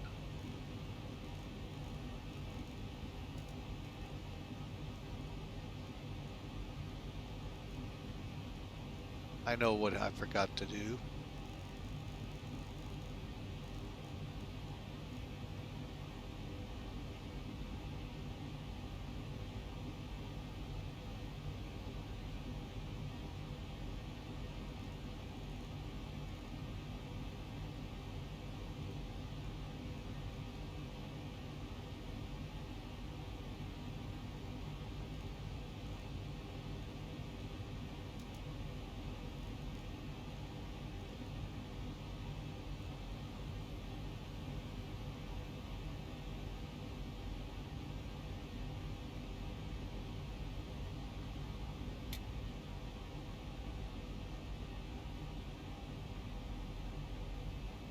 That's a go.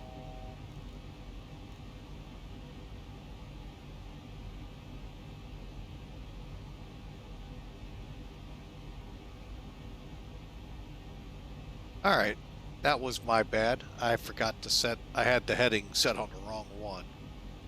Now we're gonna slow to 180.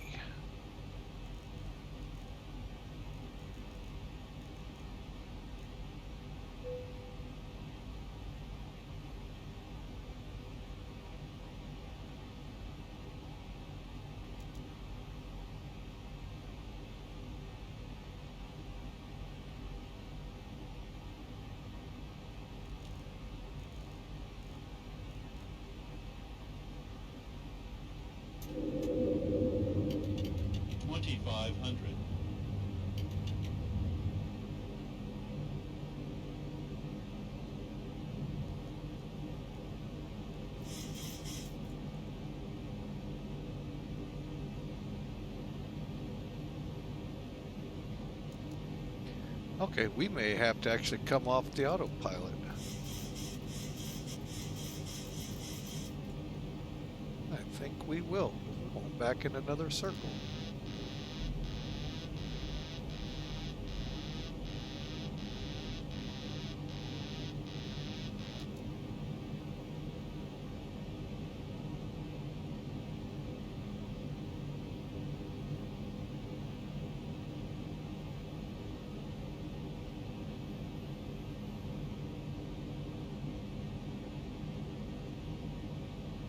All right, Fairbanks traffic, reach 18, 7 mile final, runway 2 left.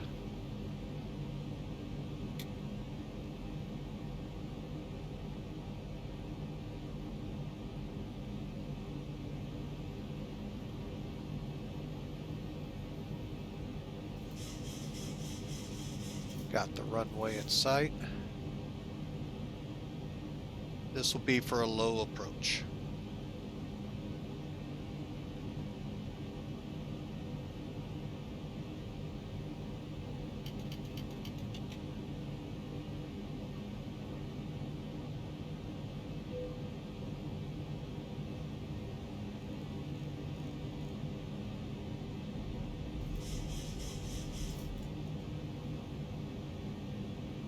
Actually, this will be for an overhead. Because we're not going to be able to get down.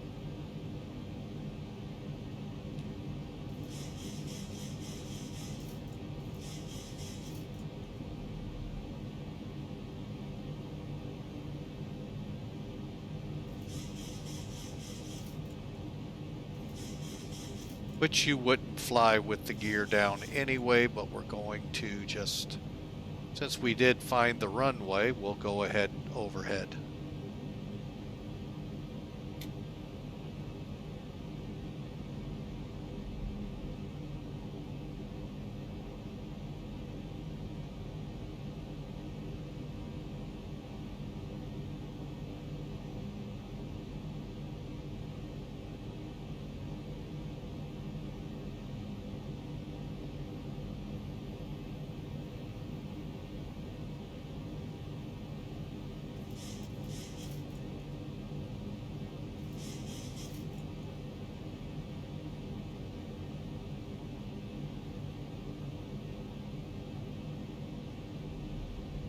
Okay, left brake.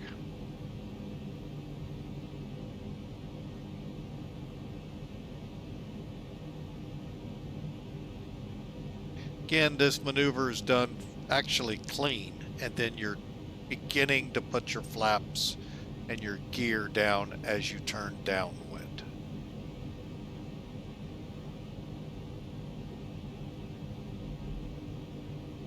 We'll stay at or around 1700 because of this nice ridge they decided to put next to us.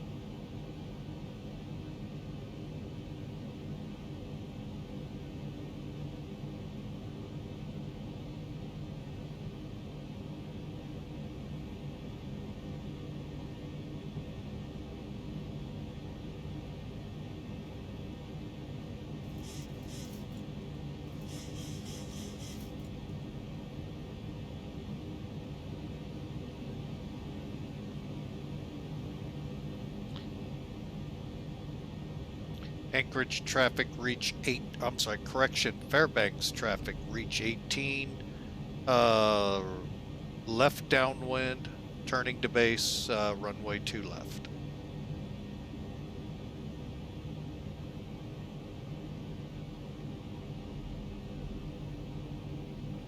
And Fairbanks traffic, this will be for a low approach.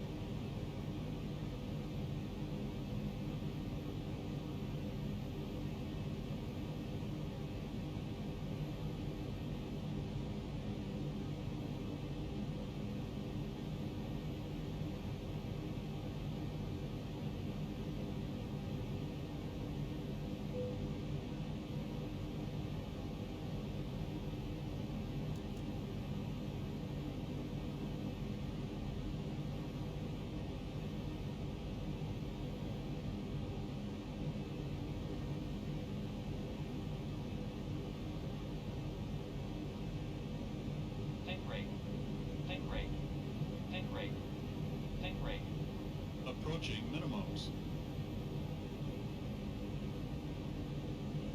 Minimum.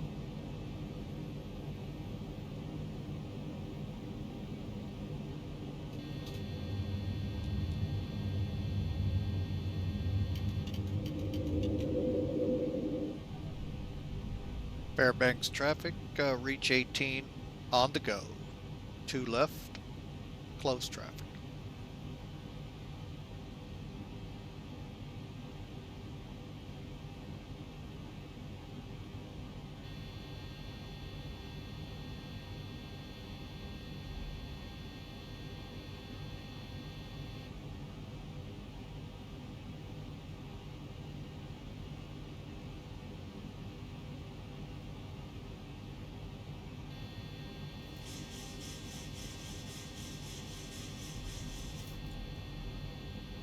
Let's go right traffic this time, folks.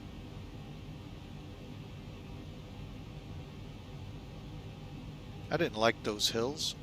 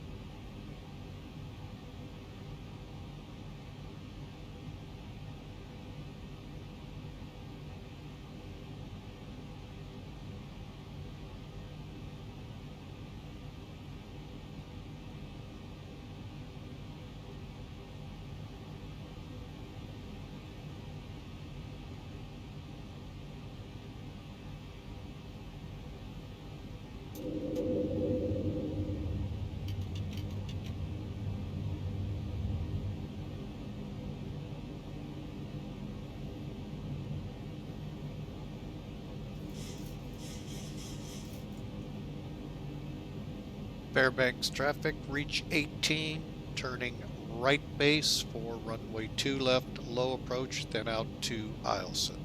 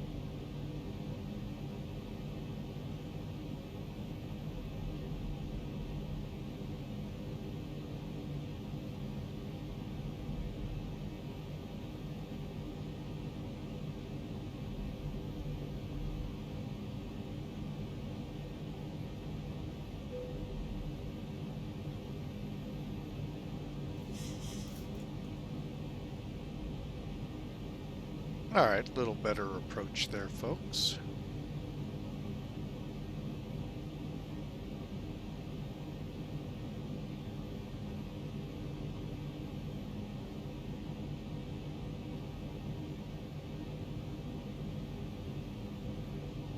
Approaching minimums. Okay, we would have landed. Minimum. Let's go around.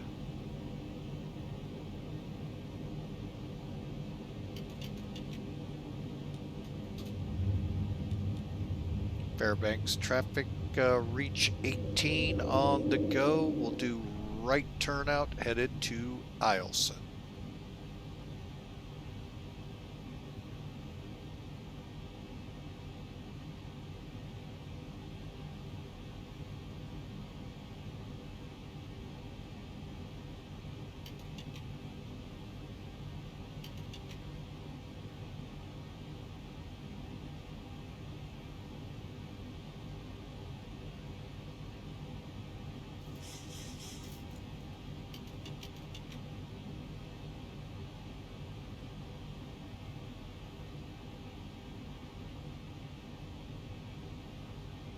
And I think what I'll do on this leg, folks, is for the most part, first off, ease up on this climb.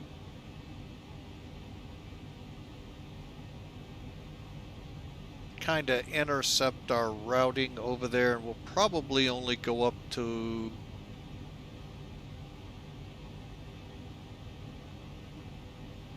to 5,000 maybe. We'll just kind of follow the magenta line here.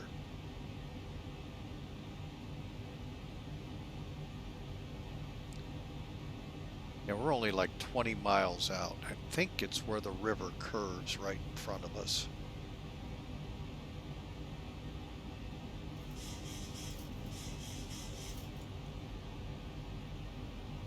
Get the flaps up.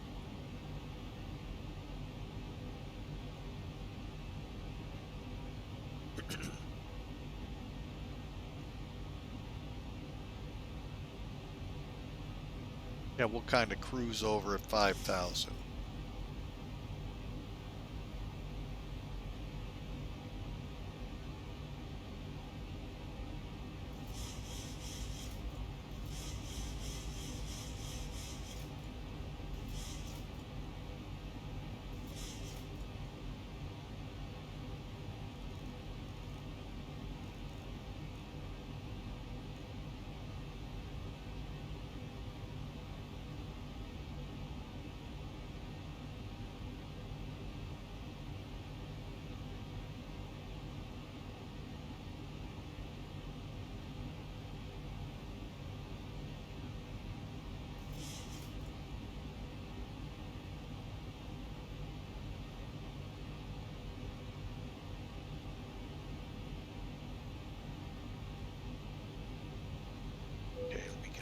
quick read on Eielson.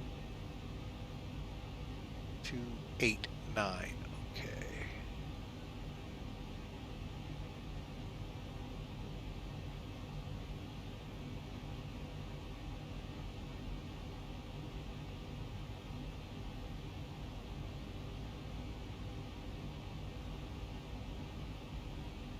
And we got to do a quick switch over here.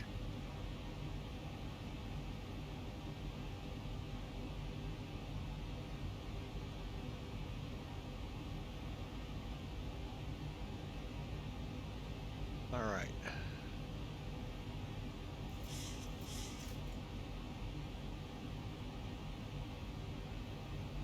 Go ahead and bring this up to 240.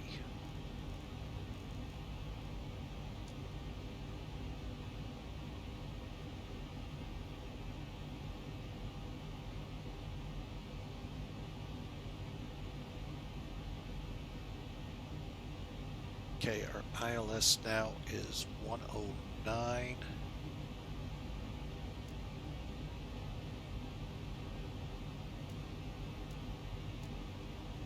Nine, 0. 3, 2, 0.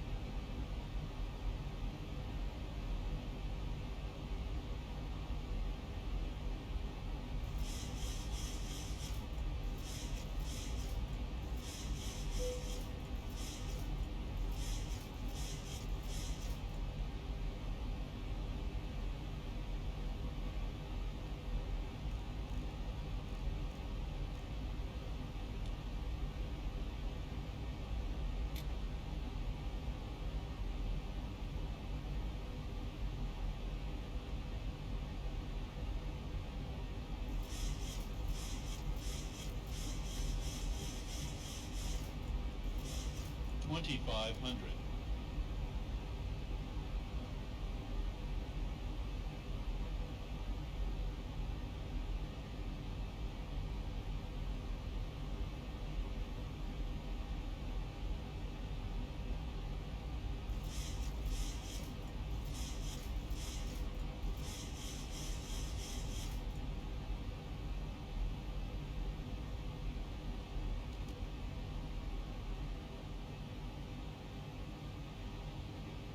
All right, now we're back in control.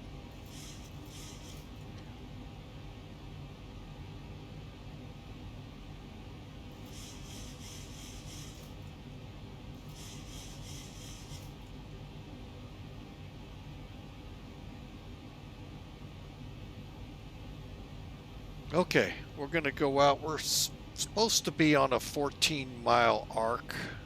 Kind of messed that up with EIL TAC.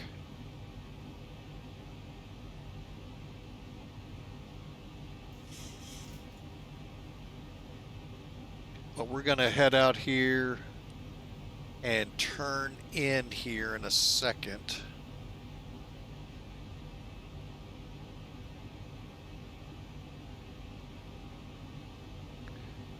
It's 19.9, right? Yep. Okay.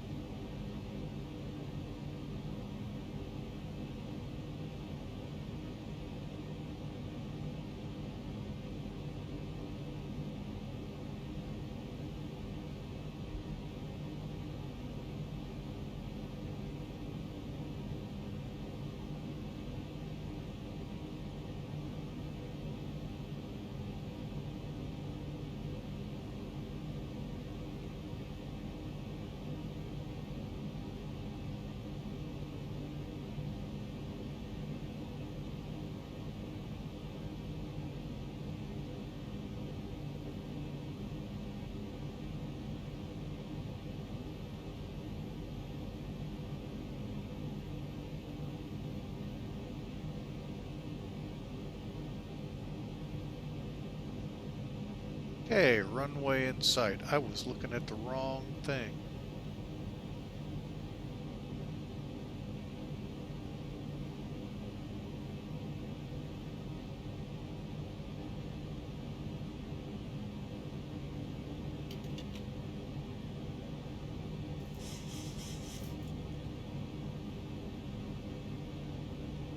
Eielson traffic, reach 18.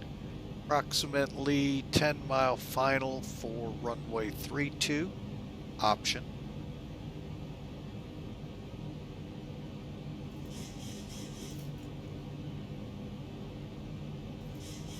Hold up, hold up, hold up, hold up.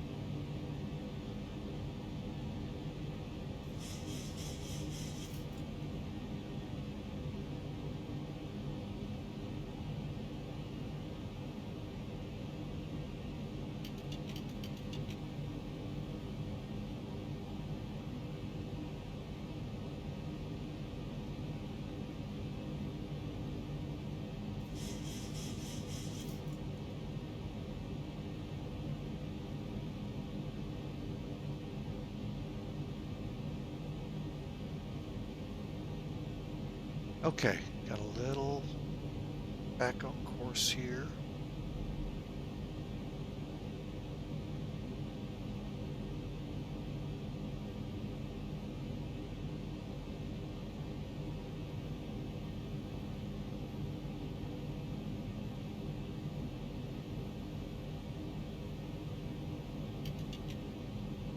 Fly with flaps 30.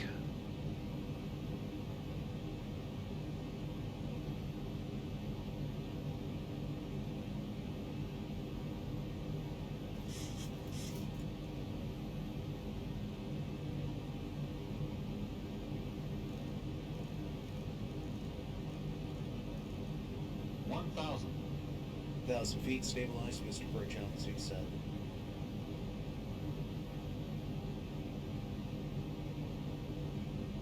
All right, we're cleared for the option. Gear down. We're going to do another low approach. And then we'll bring it in for a landing. Folks, hope you've enjoyed the show, the stream. If you have, hey, love you to smash follow.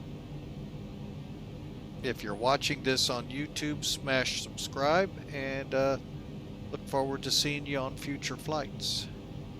Short and final.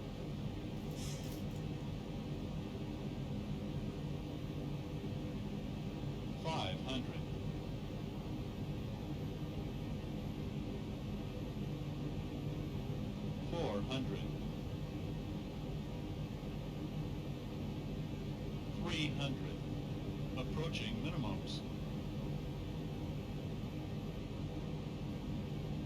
200 minimum. All right, let's go around.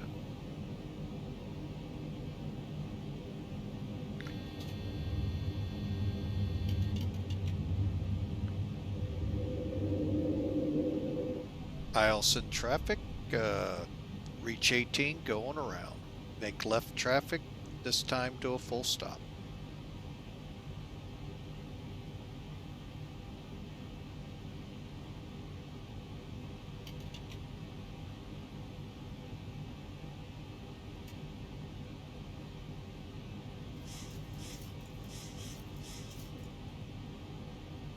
Okay, this time we'll set our brakes to 2.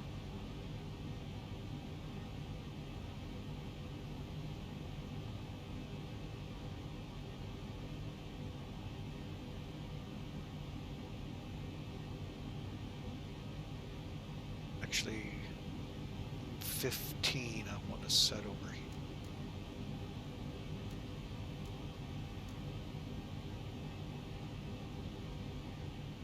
All right, let's make our turn.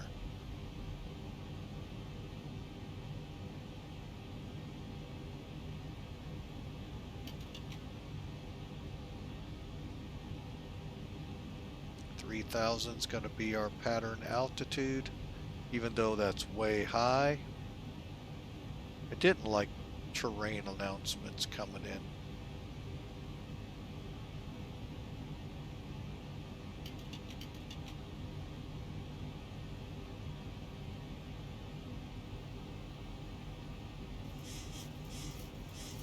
Maximum 3,000, maybe.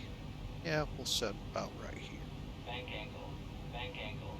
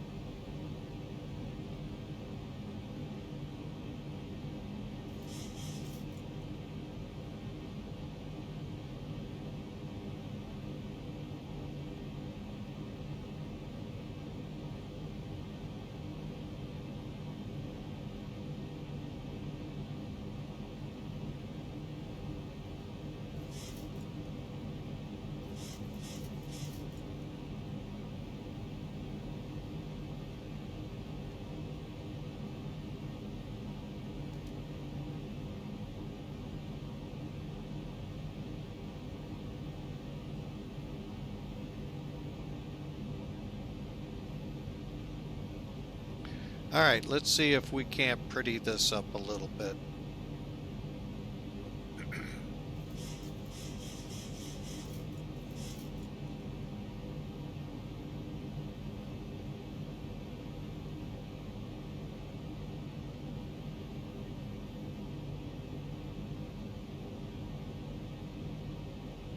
Eielson traffic, reach 18, turning left base, 32, full stop. 2,500.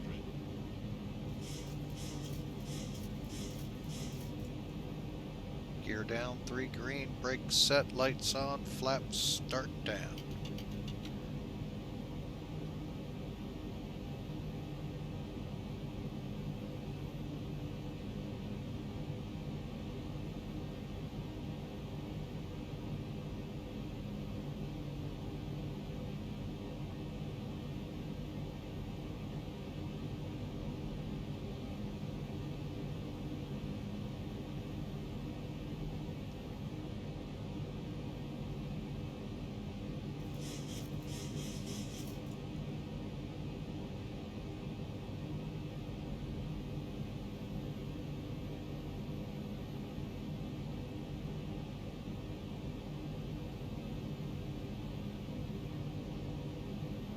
I'll tell you, that road right there really throws me off to thinking that was the runway.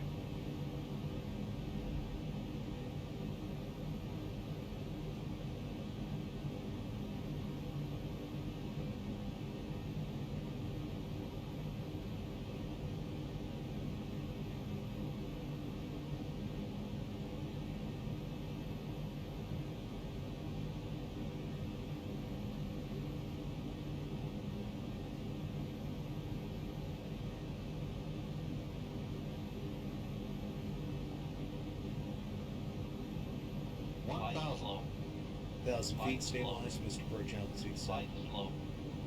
Glide slow. Pull up. Pull up.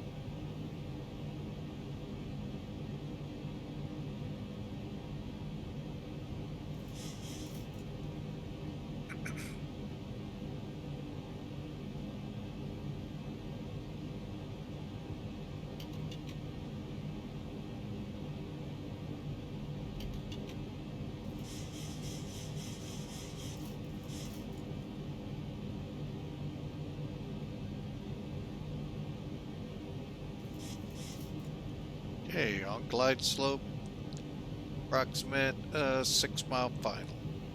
Eielson traffic reach 18, 6 mile final, 3-2 full stop.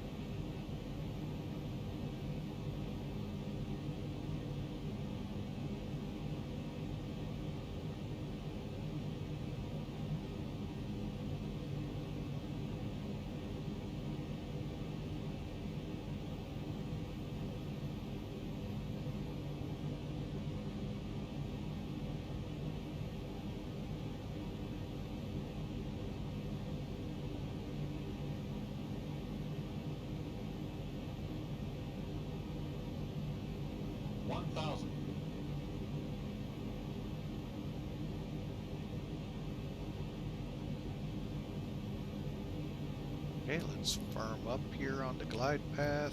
We're on the glide slope.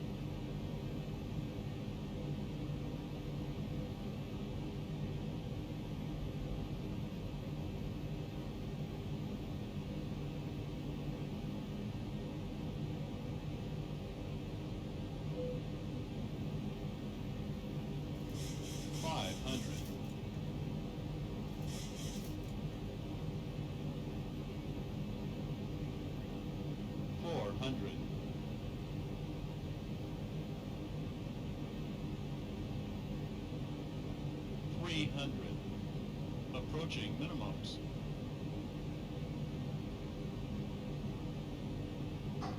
200. Minimum.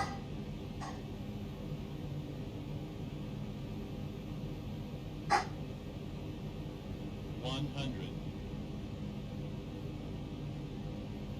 50, 40, 30,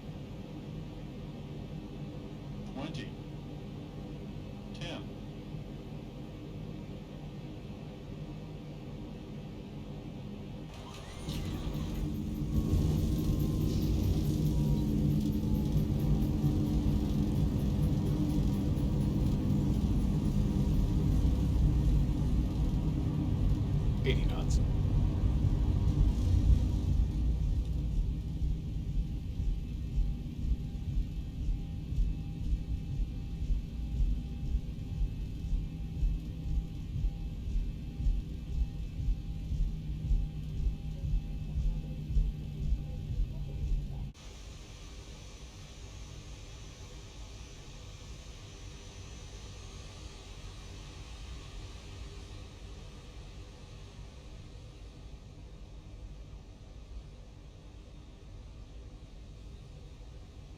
Wow, that's the most I've ever seen this base with buildings. Wow.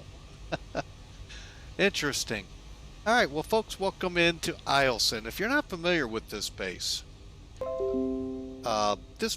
is where Red Flag, Alaska occurs. And for those of you not in the military world, Red Flag is where they go and they really play.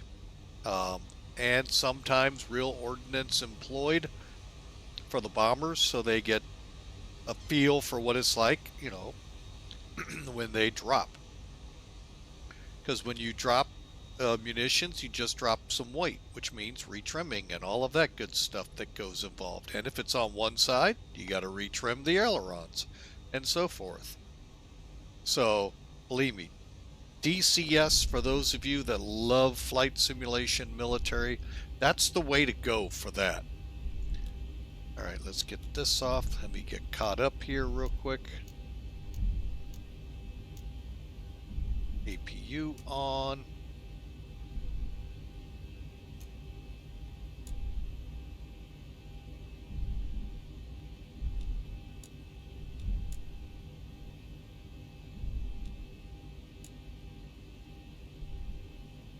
All right, hang on. Let me get my bearings here. Let's head on up. A red flag, I believe, is right in front of us, where it would be the famed Thunderdome. Over here, I think, is their base ops.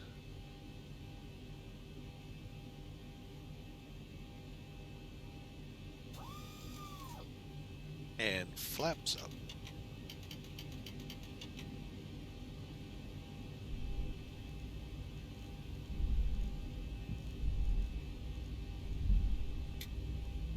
All right, and the reason that was in B is we were way below that. That's because I was controlling it. Folks, when red flag is on, this ramp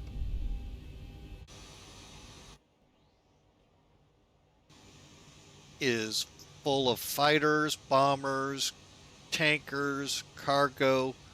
Folks, it's war up here when they play it. And they're bringing everything to bear in it. Cargo drops with the cargo planes. VIPs being moved around. Generals being put closer to this and that. So, yeah, it's the real deal up here, folks. And like I said, they even go up against other countries.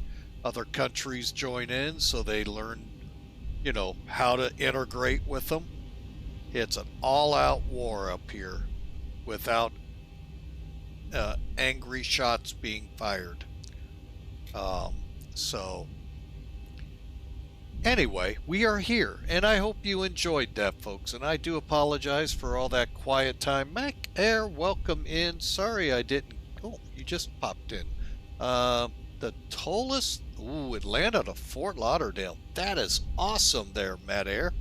Yeah, folks that were thinking of that went with X-Plane, that's that company, folks. A319, 20, 21, 20 oh, the A320 is a Neos. They also have the A321 Neo, A346, and folks, they are phenomenal aircraft.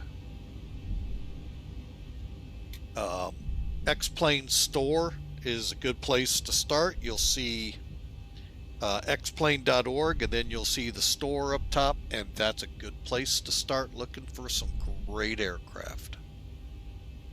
All right, we're almost done, and we're, as my chart says, tanker row. We're going by right now.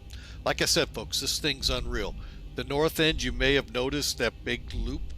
That's where a lot of the fighters go into shelters. And set up outside. It's like I said, folks, this is what you would expect when they went to war. All right, we're coming up to the ANG. Let me see what it looks like out here. We'll turn in here.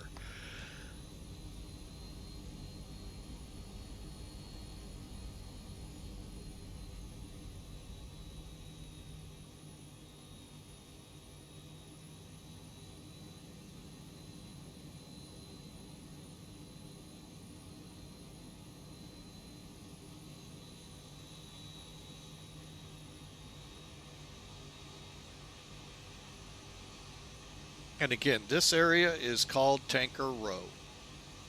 I'm just going by what the chart is. Don't think I know what I'm talking about here, folks, because I sure don't. Never been. Know some people that have been up there.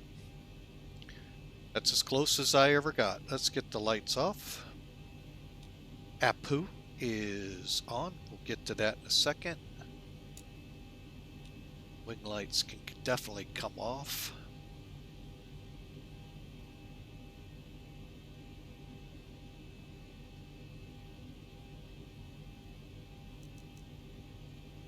Okay, transponder. Let's get up here, get the radar and terrain off, even though sometimes, folks, the radar comes alive and sometimes it doesn't. Unfortunately, it is not anything right here functionable, even tilts and stuff like that. So, you know, hey, you know, beyond those little things,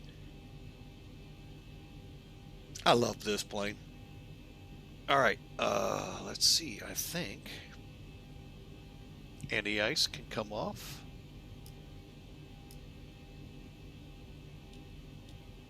Veto heat.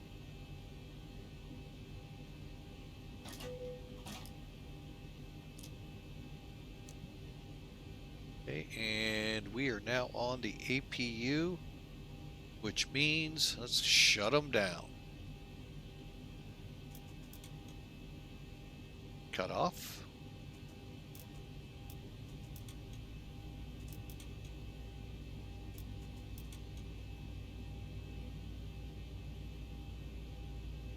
All right, and we are at Eielson, folks. Great time, great. I hope you enjoyed. We are going to wrap this up here quickly. Let me see. I want to.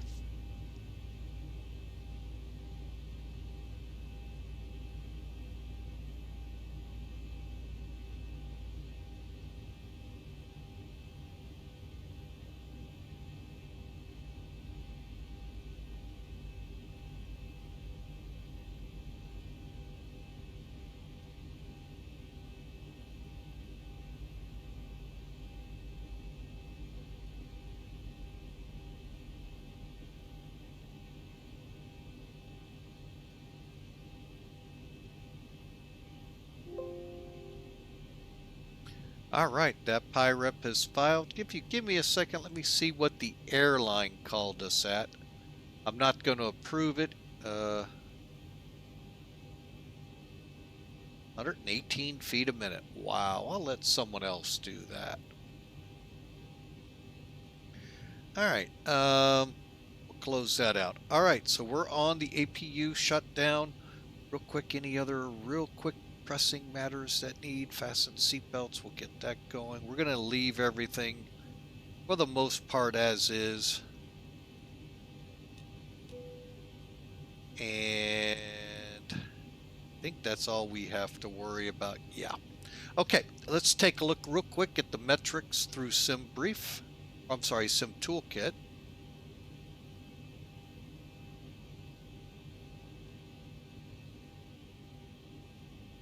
Sim Toolkit. All right, and let's see what it recorded. 181 feet a minute. It did feel good. And yes, real sloppy flying here, folks. Sorry about that. But yeah, hey, you know, it worked. So let's, so you say, what's so great about Sim Toolkit? Well, hang on. Finish the flight. Okay, it's recorded. Click on it.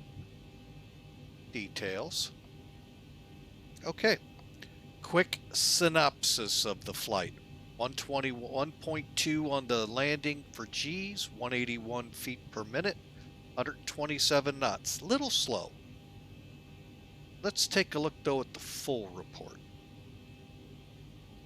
Or as Paul Harvey, the late Paul Harvey, for those that know the name, the rest of the story. All right. Now, this gives you a lot of numbers, but when you look at them, they begin to make sense. Why I wasn't worried that I landed 3,700 feet down the runway, folks. It's 14,500.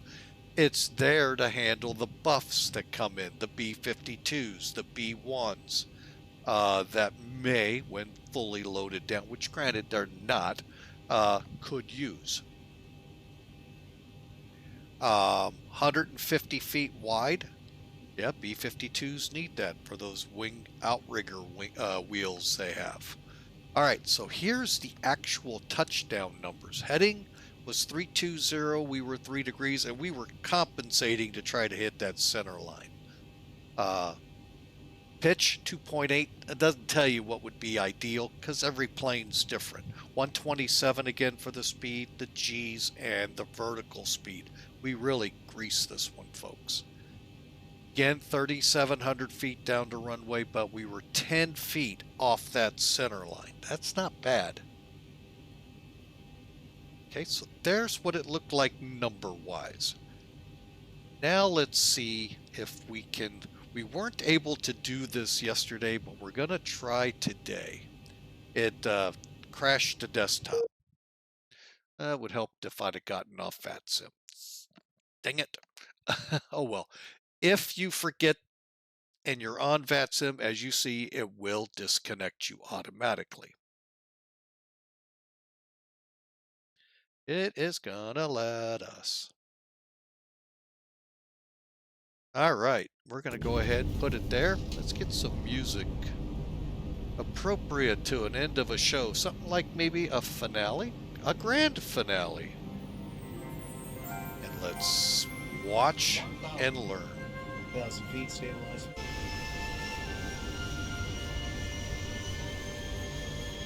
And this will show just how sloppy. See how the wings really should be stable.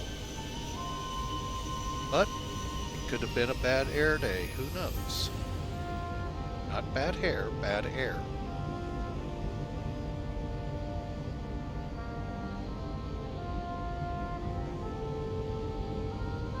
Now, those of you still on the fence with X-Plane, this comes with the product. So when you pay, I think it's $60, you get this feature where you can rewind it. Where Microsoft falls short, one, you got to get it downloaded and fire it up. You can only do from the point you fired it up to the where it ended. This I can take all the way back to Anchorage if I wanted to relive the entire flight.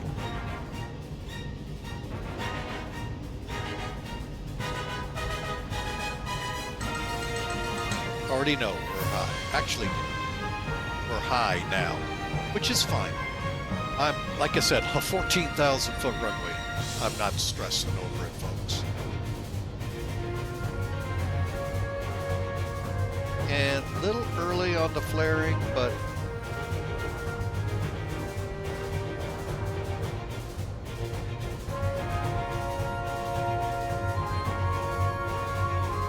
oh yeah, looks good. Looks great. Now let's go look at it again.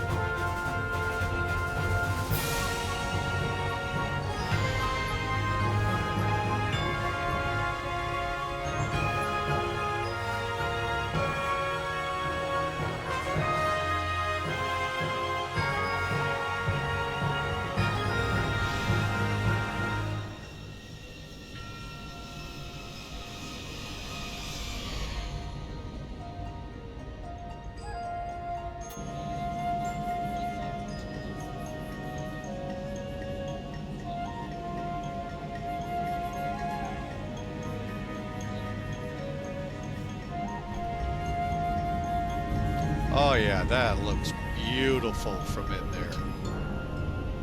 See how the other side looked as we go by the air base.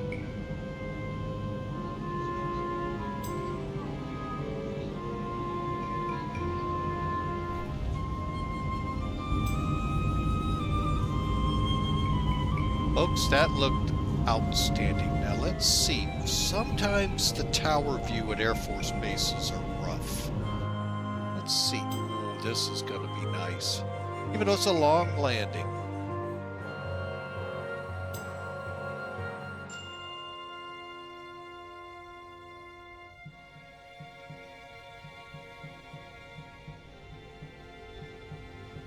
There you go, folks.